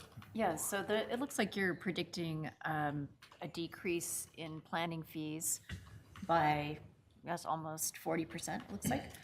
So we did change some of our fees last year, and when I looked up the number of permits that we've processed so far, through mid-May, we processed about 60. So we are seeing a slight decrease in the number of permits, but what we're seeing is more a shift of permits from a typical subdivision to these larger, maybe on one single lot, where if you don't subdivide, we won't charge a subdivision fee. It's just the building fees that get charged. So I think we're seeing a shift in how applications are being submitted, but also potentially a slight decrease in the number of subdivision applications that we'll be processing. Which kind of coincides with the trend for multifamily across the country right now. Yes. How does that affect your department's workload? Is there a difference doing the multifamily housing versus a subdivision? There is a difference, but we still review every building permit, both residential and commercial, for parking and use and landscaping. So we actually do review every single permit that comes into the city, including building permits. Reviewing a commercial building permit is different than reviewing a subdivision application because there's, we still write a report, whether that's a review of the commercial building application or a report that comes to city council with a short plat application, for instance. We still demonstrate, that they met all of the criteria, the setbacks, the height, the landscaping, and how we reached our whether or not it meets our criteria. But it's less with those commercial building permits on our end, but it's not less on other departments' end. So.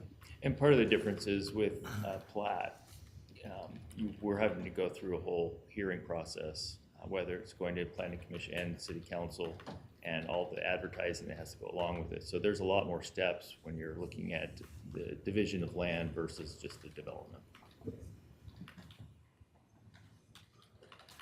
Okay.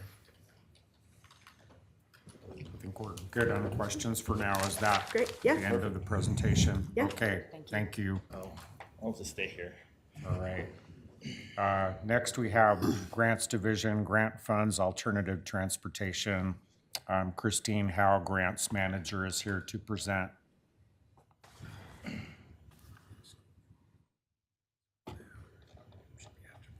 Perfect. All right. Good afternoon, Mayor, members of the City Council. Christine Howe, Grants Manager. As Becky said, you've seen a lot of us over the last 6 months, so you know a lot of the work we do, but essentially the Grants Division has sort of evolved from what was formerly known as the Neighborhood and Community Services Division within the Planning and Development Services Department. As Neighborhood and Community Services took on more grant projects outside of just the Housing and Urban Development, CDBG, Community Development Block Grant Program, we've kind of expanded into the Grants Division to offer more funding for programs that reach the mission of the Planning and Development Services Department, as well as citywide grant-funded projects. And so from the the department goals perspective, we're always looking to find funding opportunities and programs that can help support and achieve the goals in the various outlined in the various plans adopted by the city and being implemented by the various departments. And specifically within our division, we in-house manage our CDBG funding, particularly our renewal program, which provides grants and loans through the HUD funding to low and moderate income residents for property rehab work, sidewalk programs, and if funding is available, our acquisition and infill programs. In recent years, we received competitive HUD funding to do the Lead Safe and Healthy Homes program. We also received a competitive brownfield job training grant program, which is administered by our staff in that division as well. You'll see here our revenues and expenses. As you know, we don't have any revenue generation. However, we do have grant funding that helps support our expenses, which are primarily our salaries, with minimal other operating and management expenses. So of the salary totals there, just over $300,000 is reimbursed by grants, and those come from our HUD grants as well as our brownfield job training grant. So the overall kind of budget impact from the salary perspective is for 2 full-time equivalents, which include my position as the grants division manager, as well as our public outreach and grant coordinator. For our operating expenses, you'll see it's a very minor budget. We have some supplies and materials as well as regular operating expenses. And then within our professional services line, that's what we've called our small grant match. So last year, this council funded the grant match line for just under $60,000 there, and that allows us mid-year to provide a match for some small grants that come up. So on the planning presentation, as you saw, we've in the past received state CLG grants, which provide for, say, historic preservation actions. Those typically have a 50-50 match and are small grants. So if that opportunity comes up, we can apply for it and use the grant match fund to match those smaller opportunities that come up mid-year. We've reduced that line this year in accordance with kind of the request to have a flatline budget. And because our grant compliance analyst position was vacated in January, that when it's reposted in the fall in the next fiscal year, that allows us to also maintain a flat budget here, or a slight decrease with that decreased salary expense. And so just to quickly go into our FTEs right now, we have 4 full-time equivalents, 2 project administrators, which primarily do our lead and CDBG and brownfield programs. As I mentioned, our public outreach coordinator, division manager, and then our one currently vacant position, which is our compliance analyst. It's the grant division. Yeah, Councilman Bates. That grant compliance analyst, was that a position that was filled previously, or is this a new position? It was previously filled. It was called the CDBG compliance analyst / grant administrator. So probably the longest title in city employee titles. And so the idea is to, we've kind of reworked that job description so it isn't specifically just for CDBG work. It made it very challenging to have that position able to help us with all the other grant programs and compliance requirements. So with this position title, it will allow them to work on, the lead grant or the brownfield grant for compliance or any of the other grant-funded work that I have to do as the grant manager now. They will still be required mostly to do the CDBG compliance because that position serves as the labor standards officer to ensure Davis-Bacon compliance. They also do all subrecipient monitorings under the grant programs and all the kind of reporting and all of that for the CDBG specifically as well. I'm sorry, go ahead, Brent. Yeah, go ahead first, Councilman Bates. So I just, with that position, I'm just wondering, is there any need for kind of to avoid conflict of interest, or for this position, if you have someone administering and managing grants, and then you have someone that's supposed to be watching for compliance with the grants, would it be reasonable to say maybe that position should be somewhere else or not under the grant administrator or manager? I'm just wondering. You could look at it that way. I think from a financial control standpoint, we already achieved that because we have multiple layers of financial control outside of different departments.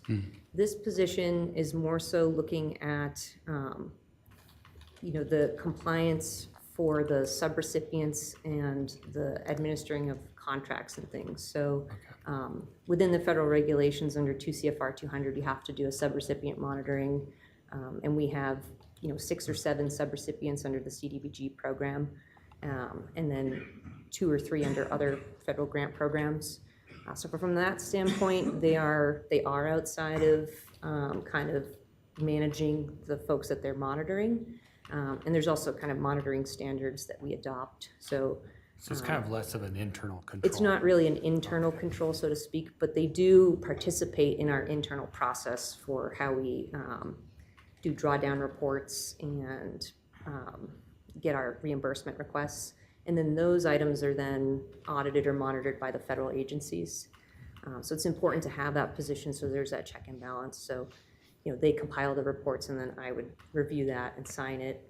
and then we go through all the finance process. So if an auditor comes in, they'll see that paper trail of multiple people going through a review for the internal check and balance. Perfect, thank you. Councilman Nichols. So if the grants division had additional resources, money, say for personnel and overhead and all of that, could you increase the amount of grants that we receive? You know, like let's say we paid $100,000 for an employee to assist you and they brought in $1 million in grants. That's a pretty good investment.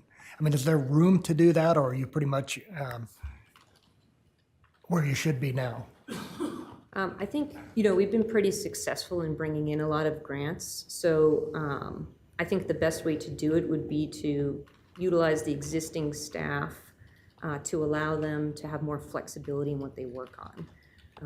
Because we have so many projects, so where some of them are more specifically grant funded, or we don't have that flexible spending, so they have to work on CDBG, they have to work on lead or brownfields, and I can't then use them to help with, the RAISE grant or the other random DOT grants. So like only the general fund positions can do that, or we kind of have to shuffle and figure out hours.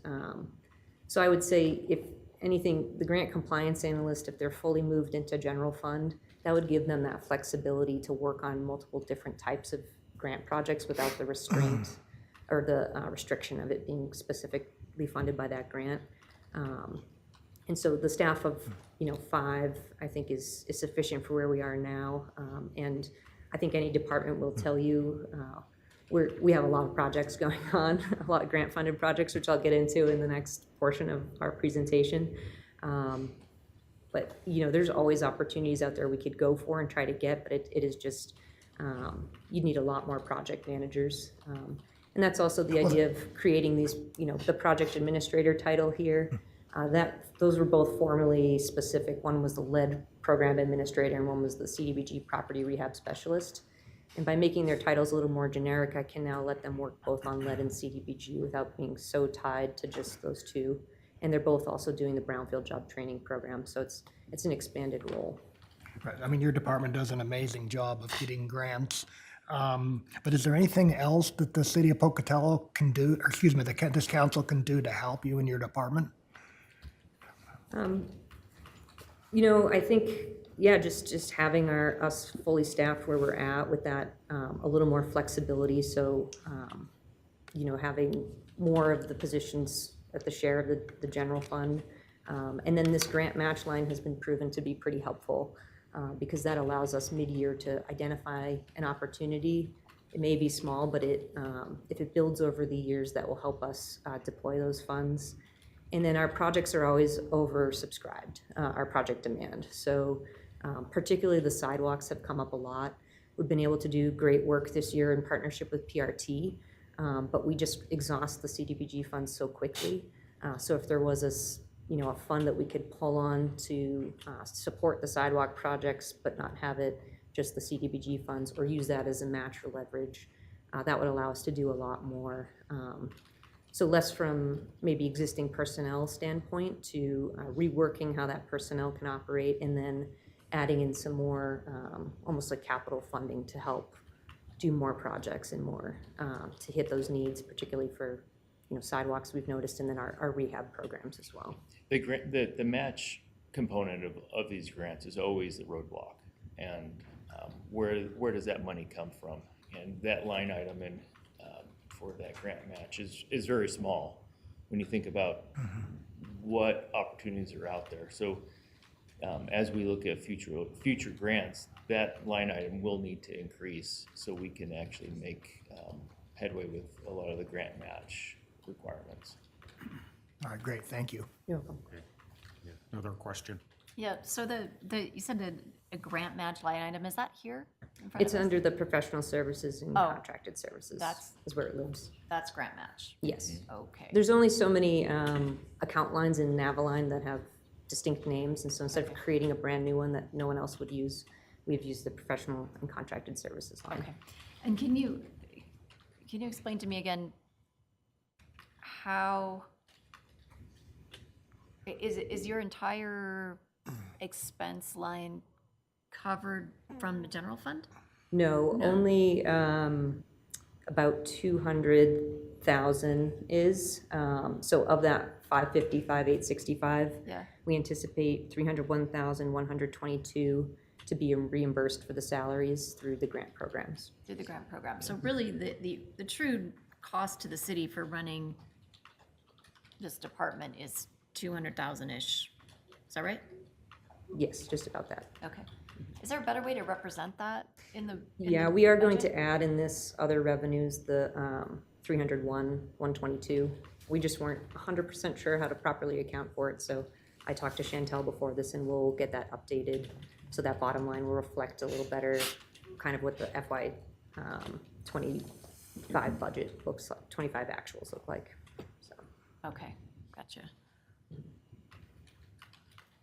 It'd just be helpful to understand that a lot of your salary is covered by the money that you bring in, by the grants that you bring in. Like, is that the admin portion of the grant? They often call that. Is that where it's coming from? It's admin, but also it's the service delivery, so it's the renewal program, the staff that complete that program, and the sidewalk service delivery, and also the brownfield job training program.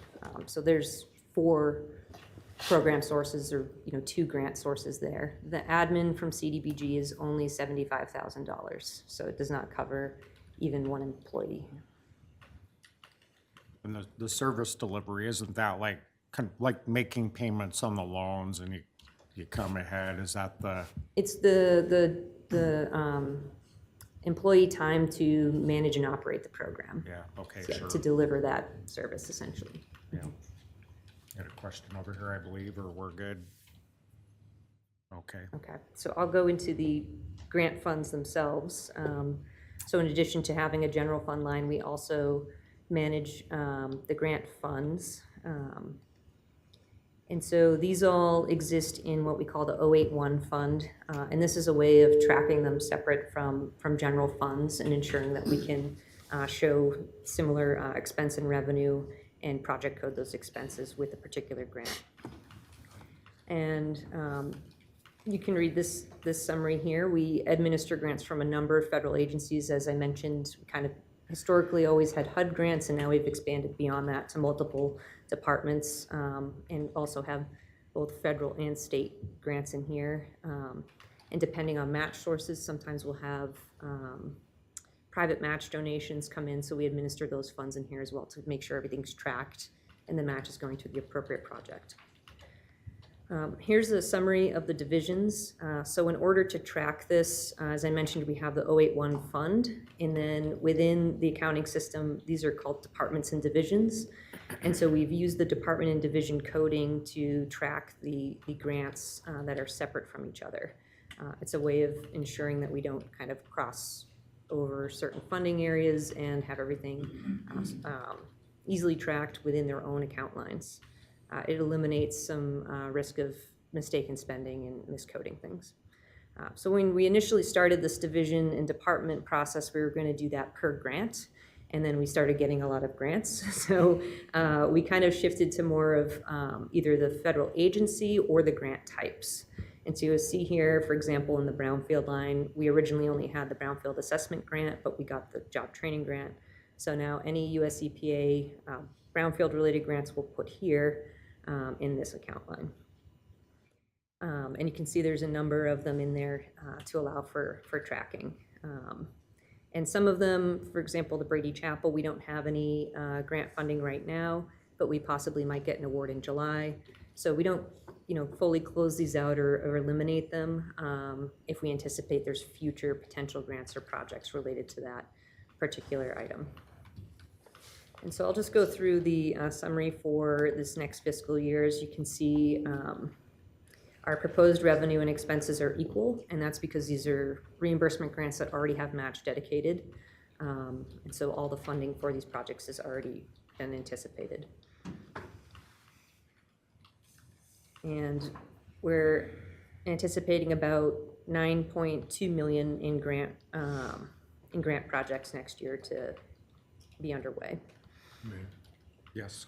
Is this just a rough guess? Because since this is my 3rd time doing this, and then the budget amendments, et cetera, like, is this just already allocated or? These are already awarded, already allocated, and so it's the anticipated budget for that year for that project. Some are underway, so, and some might take multiple years, so they may not come in exact depending on kind of project schedule. But we've done our best effort to estimate what work will be completed in this fiscal year to give you that proper budget. So if we had a $10 million project, we wouldn't budget it all in this fiscal year. We may only budget, say, $3 million that we're going to get done in this year. So for our HUD program, it crosses 2 fiscal years based on the HUD appropriation.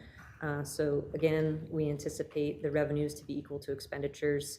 So you'll see we have an approximate $288,792 anticipated, and that is exclusive of the salaries, but includes primarily in your professional services line our renewal and sidewalk program, and then our subrecipient agreements that we have with our contracted subrecipients. I have a question, Christine. Sure. What's the debt service line for? What is that debt? Debt service.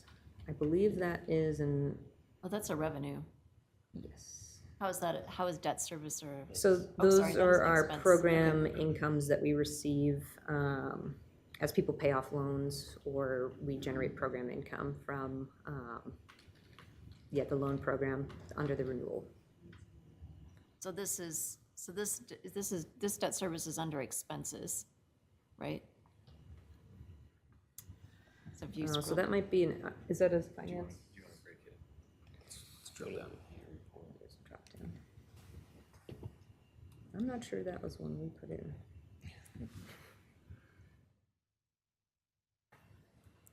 Might make more sense when you see what line it is. Sub-grants. Okay, so it's so all right. Yeah, I would never have guessed that was my 7600. Those are our subrecipients. So when we give CDBG grant awards to subrecipients, that's what that total is. Why is that listed as a debt service? I'm not sure the naming convention on that, but it's called subgrant. So there are subgrantees. Like they've maybe been awarded the funds, like NeighborWorks, for example, Correct. and you haven't deployed them yet, so it's kind of debt owed to them, if I'm understanding it correctly. Thurman Hill Finance. You see it's the four digits. The 76 is called the element. So our chart of accounts, it kind of groups account lines together by that code. And so it's just where that account line fell in the chart of accounts. And there may be some cleanup still that has to happen with those categories of expenses, just how our chart of accounts has evolved over time. Yeah. We can label them as best we can based on where they fall, but there might be, like this might be a good example of one that's not actually really a debt service. No, it's not a debt service. It's essentially, it is a subgrant. It just happens to fall in our chart of accounts next to other lines that are, so we'll look at that, see if Yeah. we need to. Okay, I think it'd just be confusing to the public. It looks like we're paying interest is what I would assume. Looks We're like not- we have a loan out or Yeah, something. or a bond or something. Thank you. So, yeah, those professional services would be our renewal program, and then unfortunately named debt service is our subgrants to our subrecipients. Within the lead grant, we are closing out this year, so we don't have a proposed budget for next year. We're hoping they'll release a notice of funding opportunity that we can apply for in the summer, but as of now, we've anticipated a zero budget. Similarly, with our COVID funds, we received a state grant last year and then also had our CDBG CV funds here. Those are all completed and closed out, so we don't anticipate FY27 budget. As mentioned, the Brownfield anticipates a small amount to be expended through the job training program and then the conclusion of our assessment grant. So most of this is the operations and maintenance of the training program. The professional services is the assessment grant. We have a contract with a consultant that will spend down those funds. And then these are sub-grants, the $30,000 for our subrecipient on the Brownfield training program, CCOG, and they do all our recruitment and outreach work there, so we anticipate that to come out of the grant for FY27. The SS4A, that is the plan that we had funded through a grant, and we don't anticipate anything in the budget to date.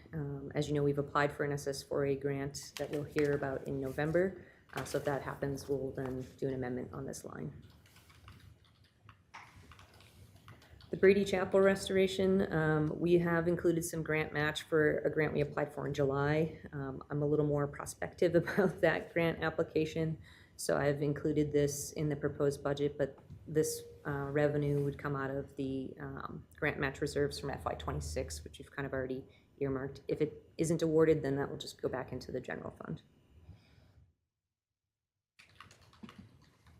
The RAISE grant is our North Portneuf Crossing project, the traffic signal out on Craft and Main. We anticipate to be beginning construction next year, and so that's where the 2.5 million of that 7.3 million in construction would come from. If we were really ahead of the game on the construction, we would do an amendment mid-year to account for any increased authority we would need. Our Firewise grants, so this is the account that we use for our Idaho Department of Lands grants. We have 2 that will be open still in FY27 through the Western States Fire Managers Program, and then we also have our Federal Community Wildfire Defense Grant. And so the breakdown on those is provided as an itemization under the professional services line. But essentially, I think I can click on it, or maybe not. You go back to that. You should be there. You should be.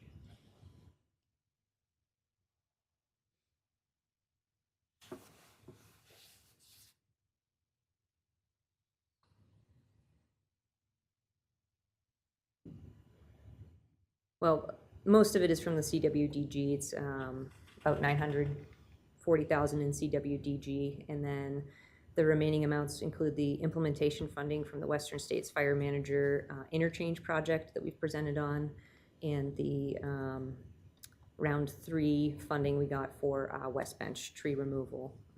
So those all cumulatively would be about 1.3 million.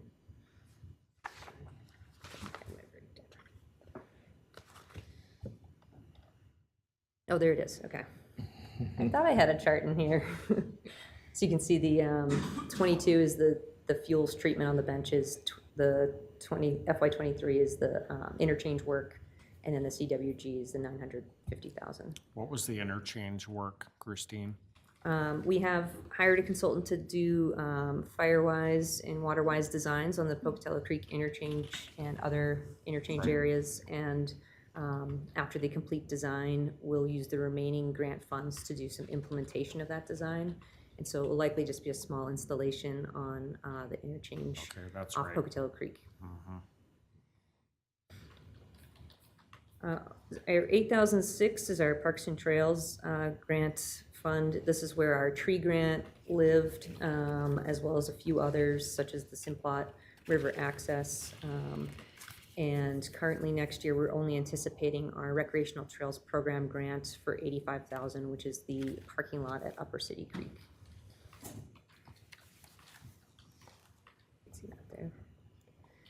Our Bureau of Reclamation grants include our 3 WaterSmart grants that are working to achieve some of the goals of the River Vision. And so this includes our EWRP, which is the Centennial Rainy, or the Rainy Levee Setback, rather.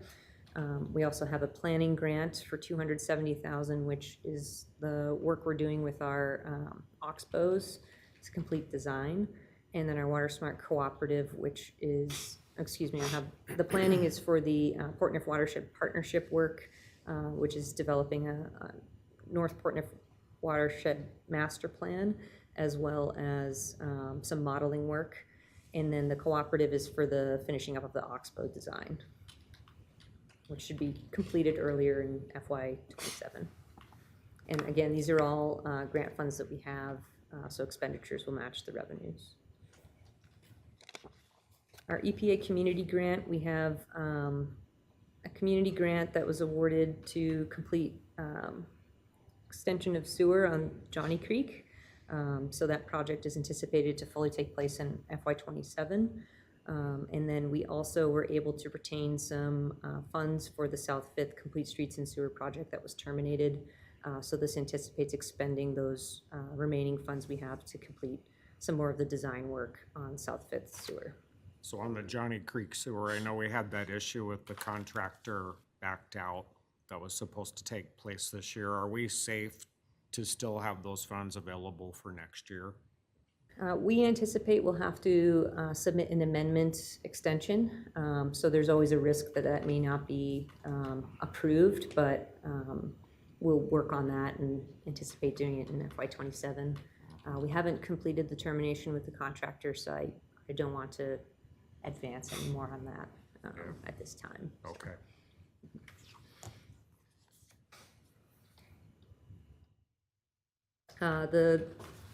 The RCN, the DOT grant here is for our Terry First design. So we were able to obtain about $800,000 that was obligated under that project. So this anticipates spending down about $450,000. We got a little delayed in the start, so if you were to add our 26 and 27 budget, obviously that's over the total, but we don't anticipate our actuals will be $500,000 in 26. So the contract's only for the $800,000, and that's $450 is what we anticipate for 27. And those are all of the grant division funds. Does anyone have questions on any of these specific grant programs or lines? And Christine, I'm sorry, the Terry First one. So after this year is designed, what's left on that? it's just design. Will Will it be completed. completed? Like that's all the design would be completed after It this should- 450? Yes, it should be completed in FY27. Okay.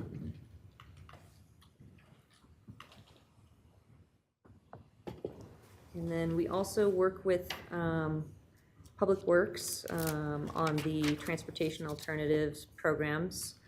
So these are state grants administered by ITD, and they're managed in Fund 71.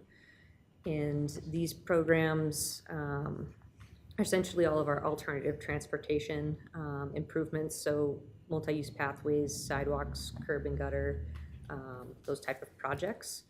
And again, these are grant funded where the match has already been allocated upon award.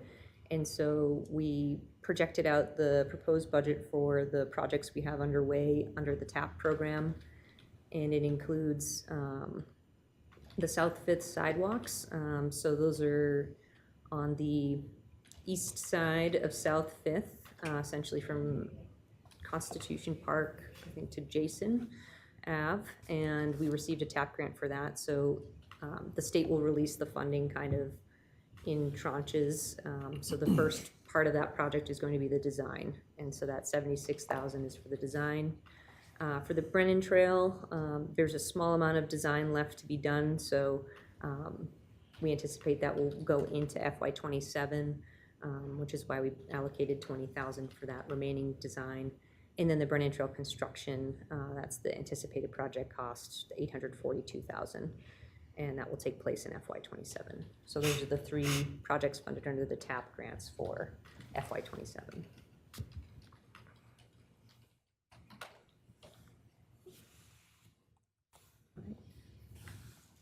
And those are all of the grant funds. So.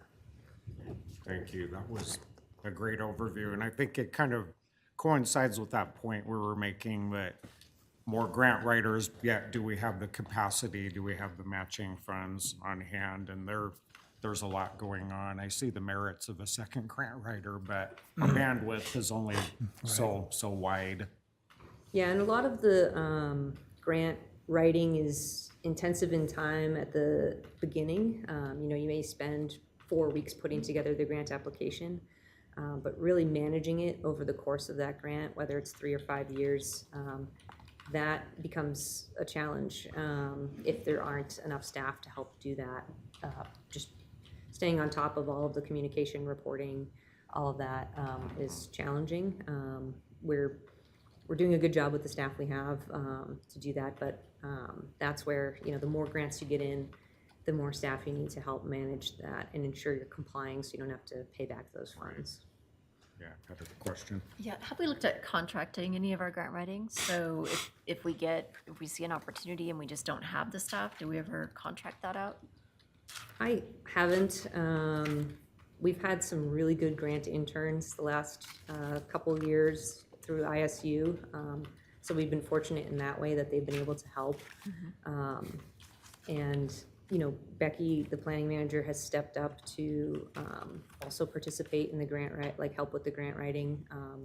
So even though it's maybe other duties as assigned, we work together pretty well to put those together.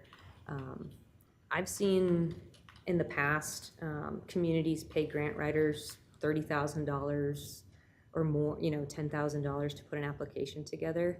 And if that's just not worth it, if we can just have a little more staff time dedicated, I mean, we'll work a few more hours a week to get it done and not pay that cost. It just, with our ability to do it in-house, I don't find that would be necessarily worth it. Okay. Have you ever foregone an opportunity to apply for something because of staffing levels? Not in the ability to put the application together, but in overall city staff capacity to manage the project. There's a handful of opportunities where, or having the match available, where we've thought it'd be great, but we have a lot of projects going on. Our match is at capacity, staff's at capacity, and so it's not worth. Yeah, thank you for And the pointing that thing out. to understand with these grants too is while we still have personnel that has to manage, other departments also Yeah. have to manage those Right, things, right. whether it's public works or whatever department is involved with that. And so even though we might want to move forward with a grant, we have to consider staffing levels Yeah. across this whole city. Yeah. Thank you. Okay, well, thank you very much. Quick poll, like, we have 2 more agenda items to go. It's 1:45. Do we want a short break? Do we want lunch break? Do we want to keep going? Power through. Power through. I've got to eat something. Just if Okay. I can just get a snack. Can I'm we, fading. wait, maybe a 10-minute break? Sure. And then we continue? Does that work? That works fine. That works. Okay, I'll thank eat you. part of my lunch. Okay.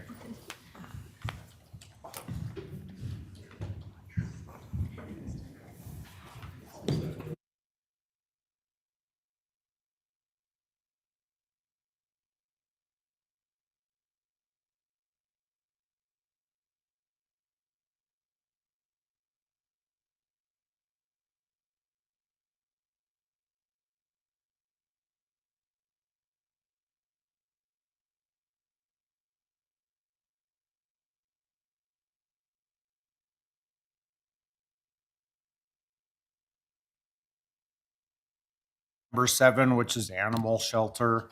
Liam Hughes is here, the primary presenter, and you have a couple of other folks you can introduce. So the show is yours. Thank you. I am going to try to be brief because I know you guys had a very long, complicated day already. Of course, I have Captain Daniels to my left, who is my immediate supervisor in Pocatello PD. And to my right is Crystal Anderson, who is one of our department people that pretty much handles a lot of our administrative work around the facility. That way, if I have any questions, you have any questions. Usually Crystal knows a lot of the answers. 7 months ago, I took over and we produced a report in 2025 in February. You have a copy of that in front of you. Feel free to review it, but we took in about 1,700 animals last year, and because we are mandated to have a live release rate of about 90%, we let go about almost 1,700 animals that walked out our door. So we only euthanize for extremely dangerous or extremely sick. And usually then we have to have a long conversation about, what the pathway for these animals are going to be. Give you an idea of what we're dealing with now. Currently, we have about 165 animals. It's probably more since we started talking this morning. Just last week, we had 3 days where about 65 kittens walked in the door, or they were being born on our countertops. So this is the busiest time of year that we're dealing with. Been trying to work on changing the culture of our animal shelter, about how we approach people and animals that come in looking for our services. We have some issues that we're working with. Our capacity to care is a little bit off. We have, on average, the National Animal Care and Control Association recommends about one staff member for every 8 to 10 animals. We currently are one staff member for about every 50. So, and that's just for basic feeding and maintenance. It doesn't include, cleaning of the dishes, food prep, medications, any type of behavioral work, adoption counseling, all the things that my staff need to work on. And over the next couple of months, we're going to be working with HR to how to restructure the way we look at things, try to make it more animal first mentality. So, because everybody that works at the shelter should be working on making sure the animals get what they need. You'll find myself in the kennels certain days of the week, cleaning, scrubbing things out, or working at the front desk. So we're all trying to chip in everywhere that we can to make sure that we're meeting the needs of the animals and the people that are coming in. There's been several deferred maintenance projects that we are now catching up with. Over the next couple of years, we're going to be working on repainting and resealing the floors, because part of the biggest issues for disease control is making sure that diseases have no place to hide. So we have to strip all the kennels out, repaint, reseal the floors of any cracks that have formed, and make sure that any of the fomites or diseases that can get in there won't have a place to hide when we're doing our daily cleanings and disinfectings. So we're looking at about a 3-year project with that, because we have to lower the drains that have risen over the concrete, and also concrete has settled to the point where it has different points where the water pools. So we're going to be working on that over the next 3 years. The other downside is the kennel manufacturer that we're looking at replacing a few of the kennels with was purchased by 2 other companies over the past several years. So the ones that we want to get aren't being made anymore. So we're going to be trying to salvage what we can for what we got and replace the ones on the adoption floor to try to lessen the cost. We also have a couple other capital campaign projects that we're going to be working on, one of which is going to be a crematorium, which was already designed into the building. It was just never gotten. So we're going to be working with finance on our Fund 78 projects, and also trying to get a commercial dishwasher in there to kind of help disinfect any of the litter pans, dishes, or anything that the animals are getting in contact with. So that's going to be over the next year or so, along with a few tech projects like getting kiosks and information booths available for customers as they come in to help lower the stress of the animals, and being a little bit more transparent with our information about what we have available. I'd really like to thank Finance for all their help with preparing our budget. They've been a huge help, even though this is the first time we're using OpenGov. They've been really instructive with how to use it. Unfortunately, my presentation is extremely simple. We are talking about, we are developing this year a humane education program, mostly focusing on kids this year. Our first project, a reading program, starts off next week. And over the summer, we are going to be introducing more programs as it becomes available, working on programs with like the zoos program for having critter camps within our facility, and really opening up the ability that we can educate the children of our community about proper animal care and responsibility.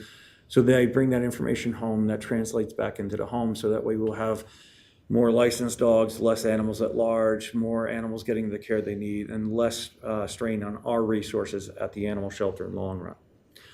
And I'd like to thank all of you, the city council members, for your support and help. And I invite any of you to come up whenever you'd like for a tour of the facility to see what we're doing, see what we're working with. The mayor was here this past weekend, and I have the pleasure of telling him that kitten, Krusty Krab, is actually doing quite well. Oh, good He's to know. healing quite nicely. One, the eyes were just barely opening. Yes, he can actually see now. He has 2 eyes. Oh, good So- to know.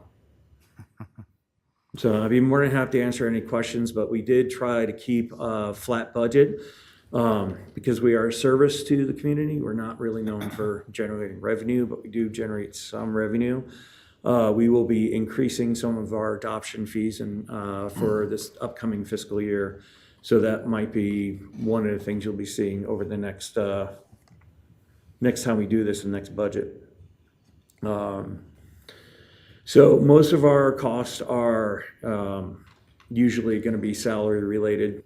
We try to make sure that we are using our money efficiently, but it costs funds to get the staff in there every single day to really clean and maintain the animals. The rest is mostly used on cleaning projects or fixing the facility to make sure it's running. My goal is to make sure that this facility that was just built 10 years ago will be around for the next 25. I was impressed on Saturday how clean the facility is, and just watching your employees, Liam, work 100 miles an hour. I mean, just very hardworking staff there. I was impressed with the tour. I spent about an hour there on Saturday. Thank you. We are never bored. No. Questions? Go ahead. Yeah, just to confirm then, the 1.3 million-ish that it takes to run the animal shelter, that comes out of the general fund? Yes, it does. Thank you. We were talking about the crematorium up there that I believe you have some funds in Fund 78 to assist with that, because that was $100,000 plus capital project if they go forward. When I first started, I started looking at the cost of the different machines, and unfortunately, due to factors out of our control with the economy, tariffs, and other types of industry issues, that prices start to fluctuate from something around $89,000 to $130,000. And we're trying to basically kind of figure out what's going to be the best deal for us. So we were going to wait until after this process to go forward with the campaign to try to get that crematorium put in there and use our Line 78 funds to get most of that. And then whatever we couldn't afford, to start working with the Friends of the Pocatello Animal Shelter to help with possible grant money to try to cover the rest of it. Yeah. Okay, yes. What's the amount that you have in Fund 78? I'm sorry? What do you have in reserves? I would probably defer to Chantel. What is in our Line 78 currently? 78 is off the top of my head. One second. Yeah, that's about what I remember you saying this morning, Rich, was 78,000-ish. 74, 74, okay. All right. So it is a very expensive but worthwhile project. How we dispose of the animals now currently isn't really great for the morale of the staff, because again, we have these animals that are practically stacked like cordwood in a freezer. We have to remove them from all the bags or blankets, and then not remove any collars, and then they were basically taken to the dump where they're buried. And if they are euthanized, the euthanasia chemicals that are used are toxic. They will sit in the ground. How they're being buried, they'll probably sit in the ground for the next 25 to 50 years without dissolving. So the crematorium will help resolve that issue and also help the staff be able to say goodbye and dispose of these animals properly in a safe manner. Yeah, I saw the storage kind of area. It's grueling, and for staff morale, yeah, It hurts. I agree. That hurts. And so you said the cost for the crematorium is 130-ish? Is that what you said? Prices vary depending on what manufacturers you talk to. We're talking about $100,000 possibly for the machine, probably another $5,000 to $10,000 to install it. And then there's the operating cost, because we have to be certified and licensed by the state in order to run it. And then there's the cost of the gas and electricity that we're trying to fit into the budget as well too going forward. So if I can get a good, decent price machine, there's been some opportunities for refurbished machines that become available. That the last refurbished machine I talked to was a little bit too big for what we could use. So, but talking to the different manufacturers that are out there, there's been at least 3 or 4 that I've been talking to that offer different machines, different equipment that have different capabilities. But I'm looking for something that will meet our needs for the next several years, and that we can also possibly offer a slight revenue increase for offering some private cremations, or definitely help the zoo with the smaller animals that they have that pass that need to be cremated. In the past, we had some concerns about heating and cooling in that building. How is it now? Oh, we still have problems with the air conditioning unit. We have 2 different units that don't communicate well, but our heating and air conditioning people, speaking to them over the past month, they have a little bit better feel of it, but we still have problems in the wintertime, especially in the kennels, maintaining a proper heat. We're now putting, thanks to the Friends of the Shelter, we're putting baffles on the outside of the kennels in the wintertime, so the dogs can go in and out as they need to, but it will help keep the air inside. So it's mostly a design flaw in the building, but there are ways that we can manage it and everything for the time being. The real trick is some of our cat rooms tend to be too hot in the summer and too cold in the winter. So figuring that out, working with the HVAC people to try to get those systems to communicate better, will be definitely a way going forward. But I am going to be looking into, all right, what's it going to take to replace these machines if we do have to replace them? That's probably going to be another large capital campaign. Thank you. Yeah, Councilman Nichols. So once you get the crematorium up and running, is that something that the public would be able to use? Like, I don't mean them individually, but if Fluffy died, could they bring in Fluffy and you'd cremate him and give him back the remains, or? We already offer euthanasia services for people that are having troubles with end-of-life planning for their pets. It's not a conversation a lot of people have. The animal lives until it's not anymore. So having that option that if you wanted to pay for additional cremation service, we could possibly offer that, or, depending on the size machine we get, the type machine we get, it gets a little bit more pricey. We'll have to buy more, there'll be more items that we'll have to buy ahead of time in order to do private cremations. We could offer general cremations where, we could put several animals in, compile the ashes, and give them to different people. There's some options there, but it will never truly pay off the cost of the machine. It will add a little bit to it, but won't solve it. Got it, thank you. Okay, thank you, Liam. Thank you for your time. I really appreciate all the work you do for us, and I hope the next presentation is very interesting. So. Thank you.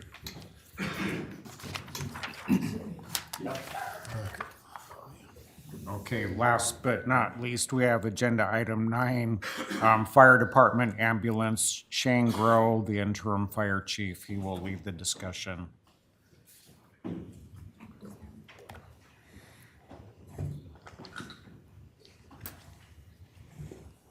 Good afternoon, Shane Grow, interim fire chief. To my right is Autumn Baker with the fire department.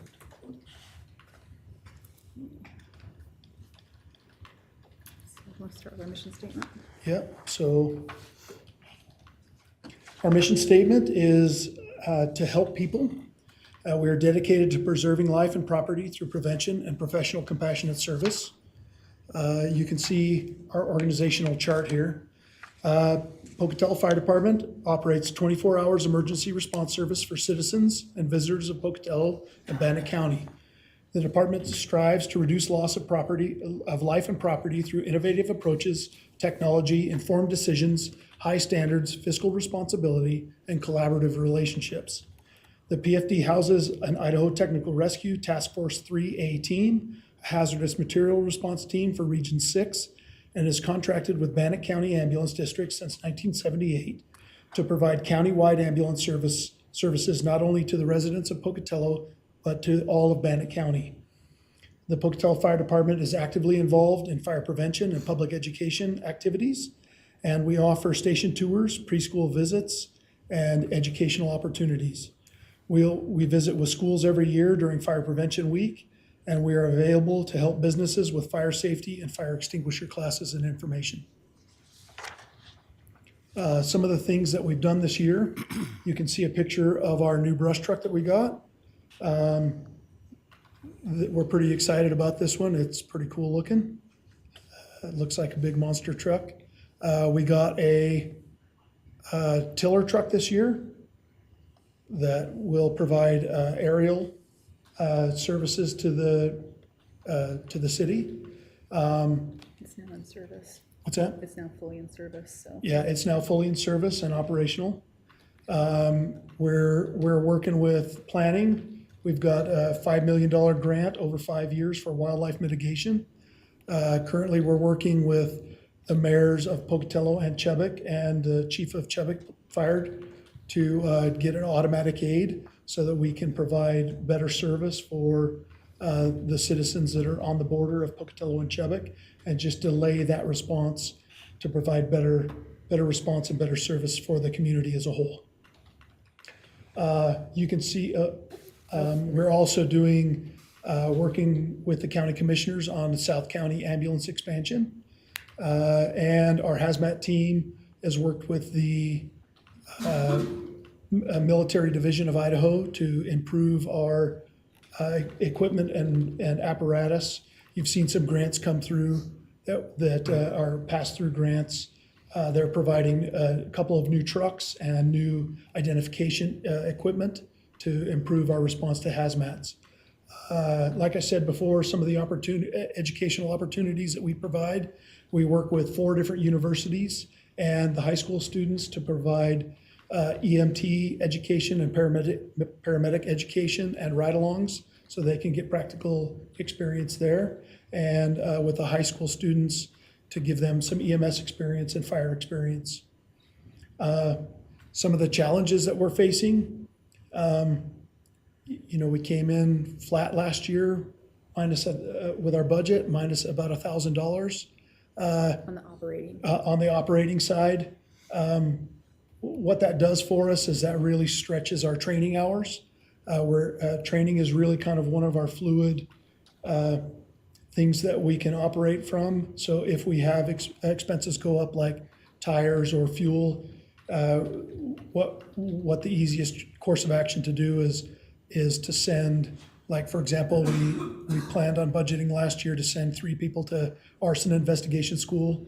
We weren't able to do that, so we only sent 1. Our training hours from 2023 to 2026 have decreased by about 50%. 23, we had 1,092 hours of training, and in 26, we have 456. So we're trying to solve our own problems. We're trying to use our Fund 75 to complete projects that we need. But if we have unplanned expenses, usually training is where we pull that from. And obviously that's not sustainable forever. We can't continue to go down. Some of our community partners are also feeling the squeeze when it comes to issues of training and events like Stop the Bleed or fall prevention programs. The hospital and public health have reduced their manpower and their funding, so we're not able to provide some courses like that to help out with the community. You can see our revenue and expenses here in this chart. We don't generate a lot of revenue. Some of the revenue that we do generate is through wildland deployments. We send out our wildland trucks to other places. We try to stay in the state and provide, our goal is to kind of provide that extra fire and wildland protection to our local communities, and then we expand out as we need to. If there's a fire in Salmon, it's much more appealing for us and easier for us to send trucks to Salmon than it is to send to California or Texas for wildland fires. And for our fire department, we are general fund, but the ambulance is a separate contract, so we're gonna discuss that after we get through fire, so. Yeah. When we get into our actual budget here, our biggest expense, of course, is personnel, and the council has agreed to, a CBA with the local, and so those are numbers that we can't really control. There's a contract in place, and so and that's through 2028. So those numbers are already set. We do have separate insurance from the city, and we have a contractual agreement to fund up to a 7.12% increase. And then anything beyond that, the local incurs the expense. So it's pretty reasonable for insurance expenses to have that capped annually at the 7% rate, when some of the other insurance rates are much higher than that. So really, when we get into the things that we can control, that's our operating budget. These are some of the personnel positions and stuff here on the fire side. We haven't had any new positions there that we've added in the last year or plan to add next year. But where's the rest of that number? There's operations. One of the things that Chantel touched on earlier was the algorithms and stuff for the interfund. So we pay a percentage of that, and our ambulance district pays a percentage of that as well. And so how our budgets usually work is when we have a combined expense, fire pays 2/3 and ambulance pays 1/3. And so just for like our new members that maybe have some questions on how that works, we just want to be able to articulate that. Our capital ask this year is going to be significantly less than it was last year. Last year we had just over, I think it was $1,031,000 in that fund, and a lot of it came from our wildland deployments in fiscal years 22, 23, and 24, and we requested to move that money into the capital line to buy the Teal building to solve our own storage problem. So we do our best to utilize those funds without having to increase the tax ask and come before you to fund those kind of things. This next year, we're going to be looking at just 3 items that we've identified that we need. One being our battalion chief vehicle. It's a 2015 or 2016? 15.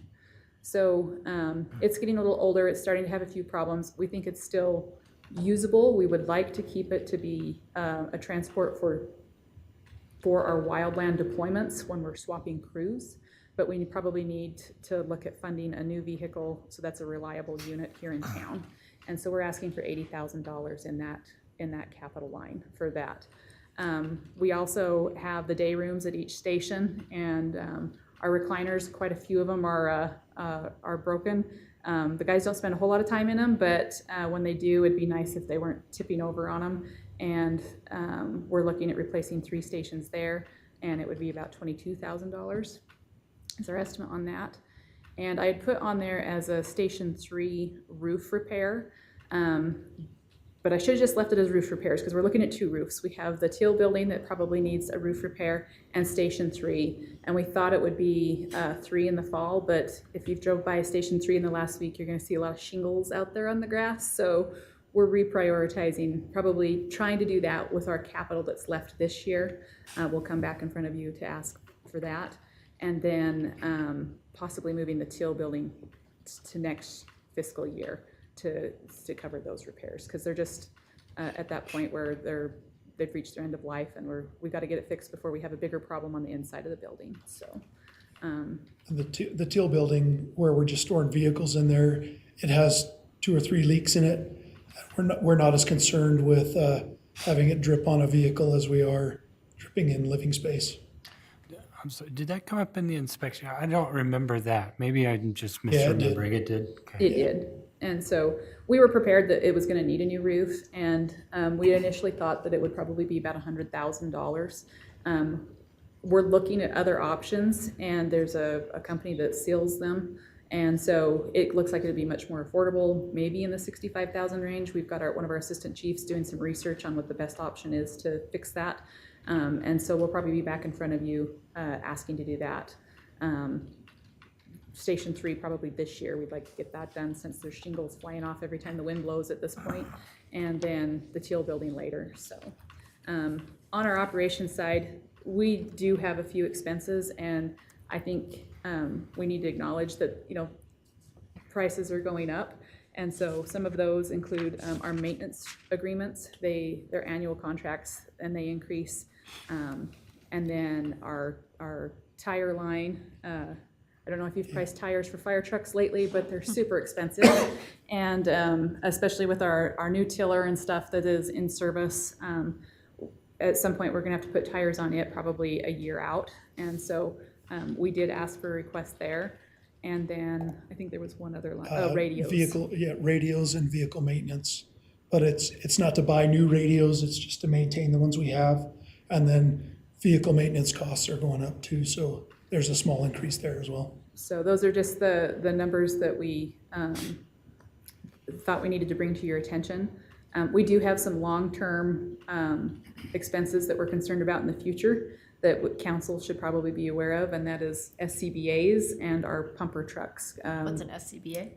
So SCBA is our breathing air our packs that we wear on our backs. Between the trucks, we have 3 trucks that we purchased at one time. Those trucks and the SCBAs are due for replacement within the next 5 years. They're pretty expensive. SCBA's are gonna be, if we bought them today, would be $1 million. They're gonna be due, I believe, in 2032, so they're 5 years out. And the pumper trucks are in the neighborhood, they're about $1 million each. So these aren't things that we're asking for now, but I think it's important that you know, so that as we look forward in a 5-year projection, we have an idea of what. And we don't feel that our looking for. wildland revenue will be enough to cover those purchases, like, because we're kind of solving our day-to-day needs, like we've done bathroom remodels and paving and those kind of things with those funds, which helps keep us up on those things, but those big items like that is going to take the council's creativity to find where we're going to fund that. Yeah, Councilman Nichols. So about how many fire calls does your department make in a day or a month or whatever?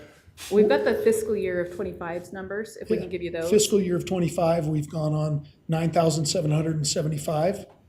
Total calls. Total calls. Right.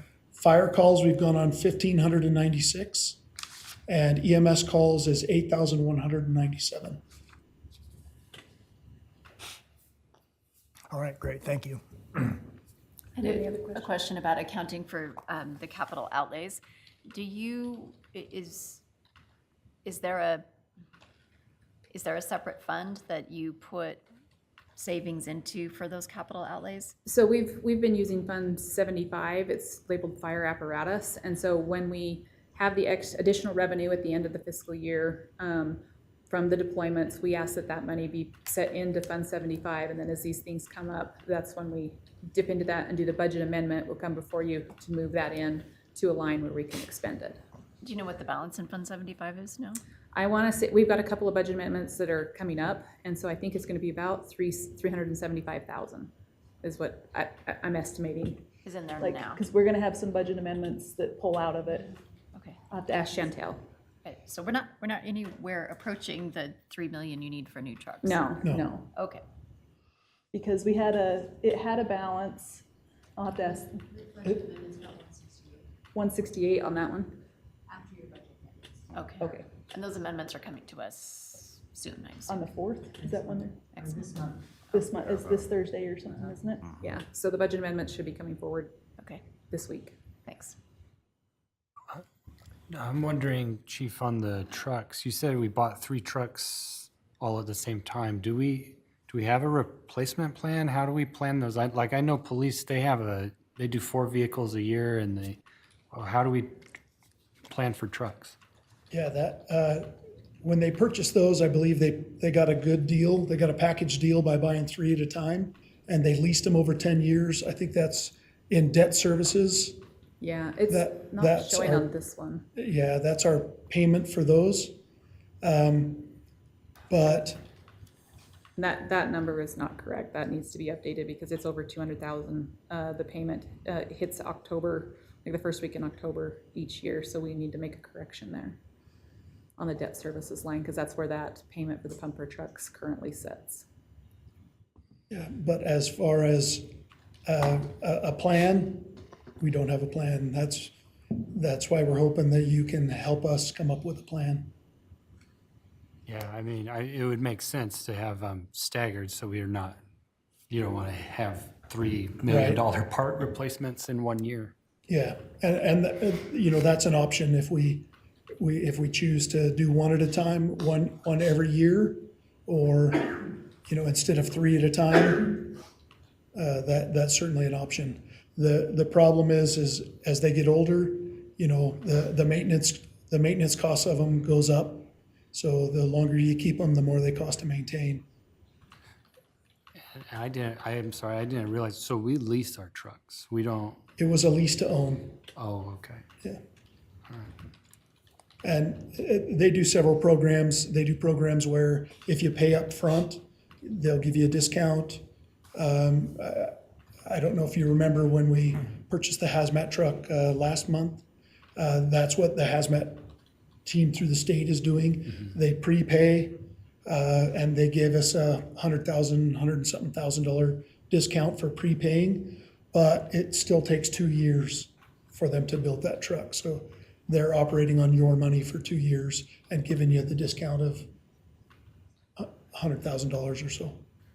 Do you know, Shane, like how much the salvage value will be on the 3 trucks? After It would be the reserve trucks What that we- we currently have. They'll be Yeah, what reserve we trucks. usually You won't do is- sell them or trade them in. Yeah, we usually move the trucks at our front line into reserve status and operate them as a backup, and then take those backup trucks and sell them.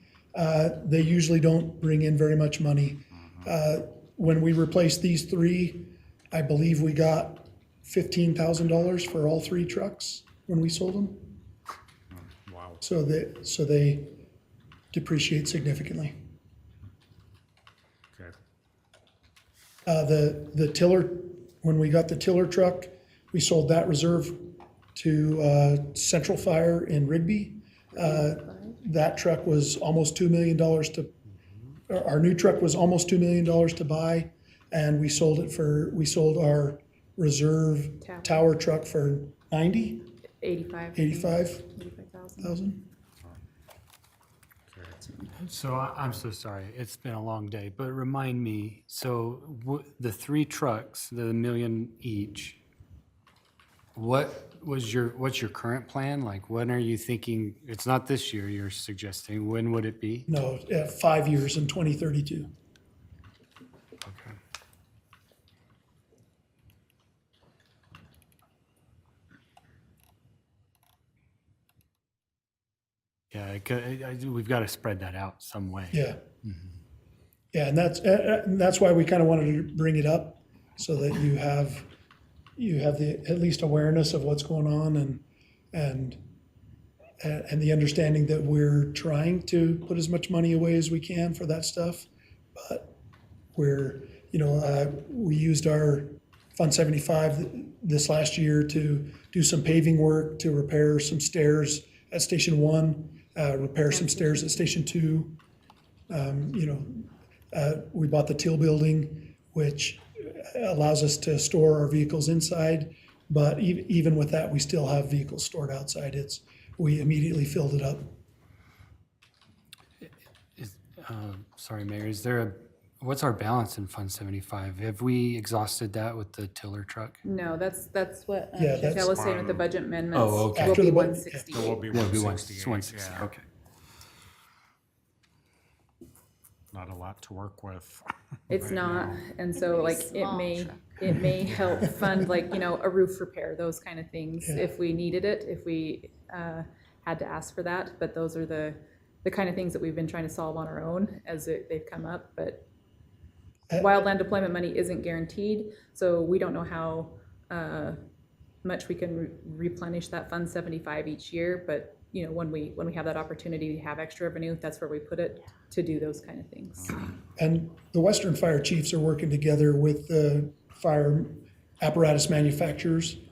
Their understanding, I mean, this is a national problem. When we bought these trucks, we got all 3 of them for 1.4 million, Yeah. and now they're almost $1 million each. So they're trying to work with manufacturers to maybe create a limited design or a standard design, so that the manufacturers can make them easier and cut the costs. But And there's been a lot of consolidation in the manufacturers. They've been buying each other out, so now the market's not as competitive as it was, so it's driving up the price. And that's just something we're facing. we're trying to find other avenues and trying to find as many ways to cut those costs, because we know that they're, almost becoming unattainable. Glad you made us aware of that. Yes. So could you explain the difference, if any, between EMS and the ambulance? I mean, is all of like the EMS cost under the ambulance, or some of that up here? It is. It is. Yeah. It is what, all under? It's ambulance? all under the ambulance. So how do you break that out? So we have employees that are firemen and paramedics, right? How do you break that out? Right.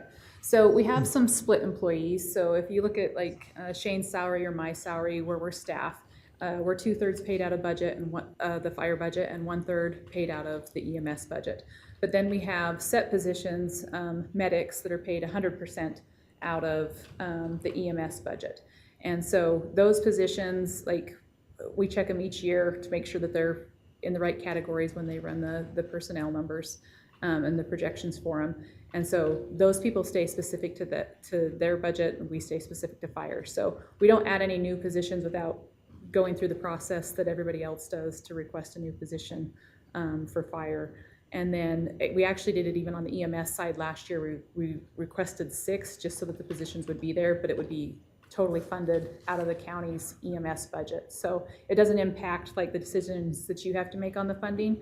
And it gets a little confusing because we do an estimate of what we think it's going to cost, and then we have to present it to the commission, and their budgeting schedule is just a few weeks behind yours. And so we don't have our final number until about the first week in July. And so depending upon what the commission approves in that budget process is where we come in. And so we fund our personnel and our interfund, and then we go back and adjust our operating to match the approval of the commission. And so I think that's where Chantel was mentioning earlier, that some of these numbers need to be a little bit flexible, because I don't have the final until the commission makes their final approval. So when the county makes a payment to us, that's for the ambulance service, and then also under that is EMS, right? Yeah, they're the same thing. So, Same thing. Okay, yeah, so- and so it's all just a contractual payment, so they break it out. We get the contract that they approve, the amount, and then they divide it up into 12 equal payments. And so we take the first 11 payments they make monthly, and then in period 12, what we do is we adjust to see what the final expenses were and whether we executed all of the contract or whether there was a partial amount, a balance left over. And if there's a balance, it goes into the county's ambulance reserve fund, and that is what funds capital purchases like ambulances and cardiac monitors and cots and loaders, those kind of things. So it self-funds itself, but if we spent the whole contract, there'd be nothing going in there for them to purchase capital with. So we're very conscientious of how we execute the ambulance budget to make sure that we try to come in under the contract so that we can continue to make capital purchases. But are you comfortable that the amount that we're charging the county covers our costs? It's a give and take on that, and maybe we need to explain like maybe some of the advantages of having us together.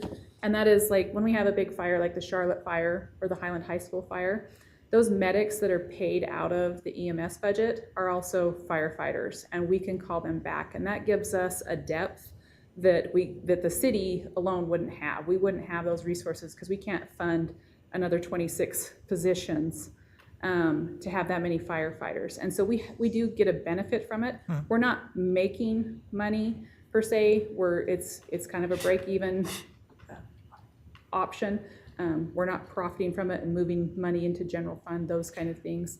But there's from some- the dispatch side, though, that's where we have a big shortage from the county that we're trying to figure out. We do, and we're aware of that.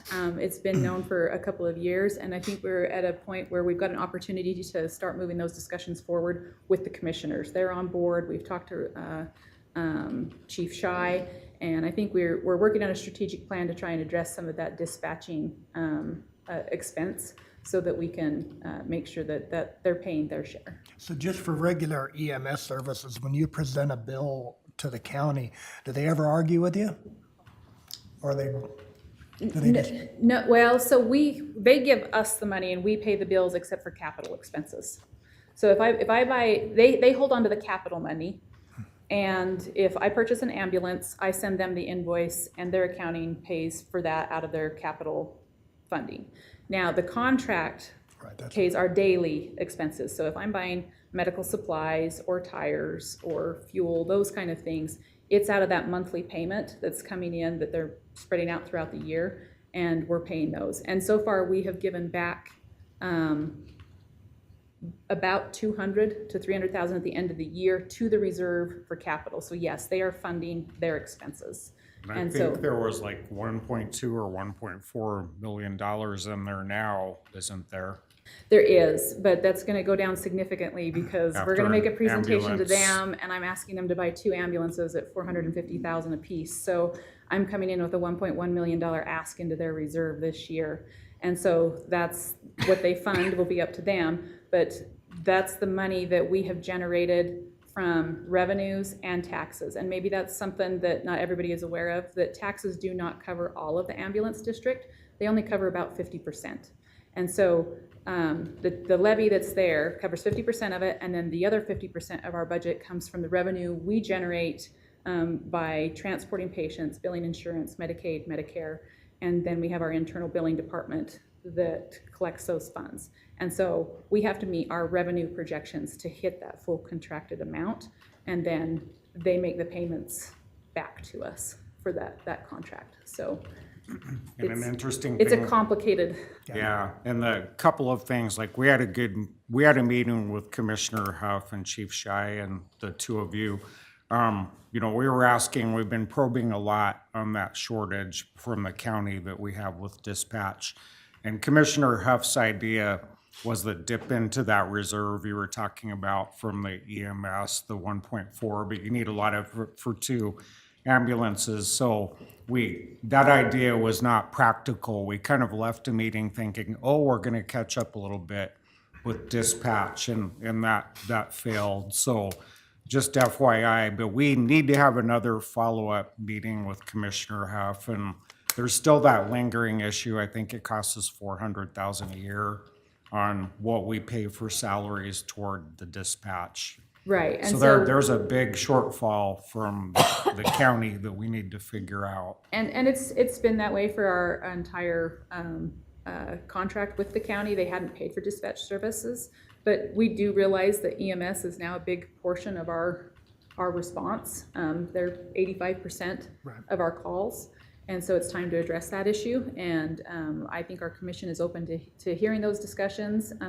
We're going to present our budget for what we need for this year on the capital purchases. And then our plan is to get a strategic plan to build in the dispatch payments so that we can start making sure that they're paying their share for it. So it's definitely on our radar, and we are working on it. So it's going to have a lot of meetings to get all of those pieces in place with them. So yeah, sure. Backing up a little bit with this, I was wondering, Chief, what's the status of our contract with the county? We're working on it. They sent a contract to legal, but there was some issues with it that we need to go through. We're in the process of working with it right now, but that is a priority for us moving forward, is getting that contract signed and moving forward with the contract. Are we hopeful that could be like this year? Is Yes. that reasonable? Yes. Yeah, we're trying to do this by this fall, to have everything in place and signed off on, so. And that meeting was really good. And one thing I found out last week is when the fire department or EMS goes to a house because someone has fallen, there's no transport to the hospital, and we don't charge for that Right. right now. So it's just kind of good and bad. Great that we do that, but it's potential more revenue if we wanted to start charging Yeah, for so we have that. these calls that we're not incurring any fees on, but we're incurring expenses on. And Right. so we've talked to our community risk reduction specialist and asked her to look into some other communities that have started charging fees for these fall calls, where we're just going to assist and see if there's potential to generate additional revenues there as well. So. Yeah, and that's a national problem. These calls that you go on that you go multiple times a day sometimes to somebody who's fallen, and if they're a Medicare patient, because you're not transporting, Medicare won't pay for that. And so we're looking into other communities and what they're doing to see if there's some way that we can recoup some of those costs. But when it comes down to the budget for the ambulance district, we won't have the commission's final numbers until about a month from now. And so we'll adjust those numbers and come back and then work with finance to get that updated so you have the exact numbers of where that contract will be for fiscal year 27. So. Another question. With the ambulance and the station in McCammon. I'll just be real honest with you. I have a hard time with us using any city tax dollars to fund EMS services, not even remotely close to, city limits. So is the staff at that station, are they going to be kind of these, just like how you guys are, like a 2/3 fire, a third ambulance? Or is it going to be, whoever's staff down there is going to be fully funded through the ambulance? Yes, they'll be fully funded through the ambulance. Okay, so they're really, that station should not. Yeah, their salaries are all EMS. That was part of getting the GEMT funding that we, it's basically a reimbursement on Medicaid transports from the federal government. And we used all of that to cover the salaries for the people that will be in McCammon. And they purchased all of the stuff to furnish the building. They purchased the ambulance, all of the supplies. Fire and city money does not mix with that. That's all paid for out of the ambulance contract. And we run 2 separate accounts. We have a fire budget, and then we have the EMS, the 3501 accounts. And so everything for that station will pay out of that lines, those lines. And that includes the staffing? Yeah, their salaries are covered. It's up to about $450,000 because we hired 4, not 6. And it was, the commission approved that would be the process going forward. Okay, perfect. Yeah, yes. So I'm curious, has the county given you a reason as to why they don't want to pay for the cost of the EMS dispatch? Because they're not paying anything now for that, right? No. It's not a reason. It's that where we are with the levy and our current expenses. And now that we had added staff to address our call volume in South County and our response time down there, where the levy is right now, it's max. And so like the max is 0.0004, I think, and we're at like 0.0027-ish, I believe. And so where we're at, what they can actually take, they can only take 3% on the previous. We're running into the financial constraints there. So going back in front of the commission and asking them to review that levy is what we're probably going to end up doing. Okay. So. All right, thank you. Yeah, it's on the radar, and Yeah, and we're the addressing county's really hinted at having a levy override coming up within the next year. What is the takeaway I got from that? For EMS. For EMS, for the ambulance levy. Right, okay. Yeah. Got So it, they thank you. realize that we're coming up short on that, and so they're going to start reviewing that to address it, and we want to solve a lot of problems at once when we're having those conversations. So to clarify, that's the action that's on highest consideration for solving the dispatch problem? It is. I think from the county's standpoint, right now it is, but from our standpoint, will that levy pass, or it's a year from now and we got another budget cycle where we're short again on dispatch? Okay. I have one other question. I'm wondering, so when the county levies the ambulance fund, if the expenses are below what was levied in the ambulance fund, what happens to the excess funds? That's what that is that's that amount that I don't spend through the contract, and they wait to see what we had at the end of the year, and they basically short the payment just because we didn't have enough expenses to use up the entire amount, and that's what goes into that ambulance reserve, because it can only be spent on ambulance services.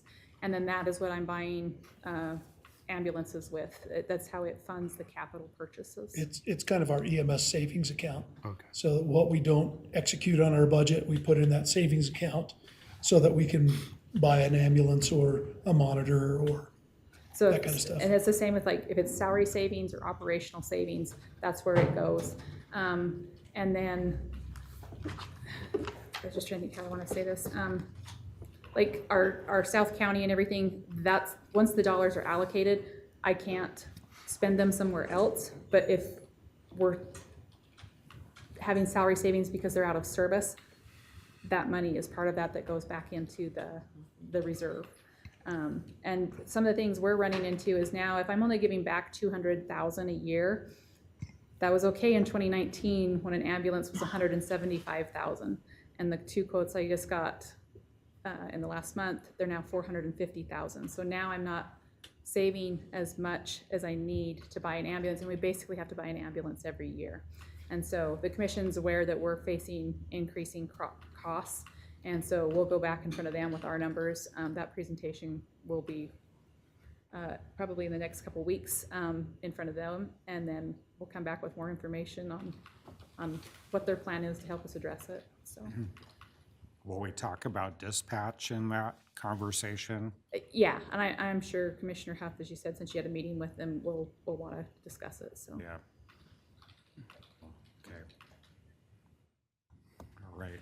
I don't know that we need to pull up the other side because we just talked about all the ambulance Oh, stuff, so I think okay. unless you guys have other questions about it and stuff, but. Yeah, I think we're good and anxious to end. We've been here since 9 o'clock, so. Okay. Okay, Okay. well, thank you. Very much. Appreciate your time. Okay, with that, we are adjourned. Way to go.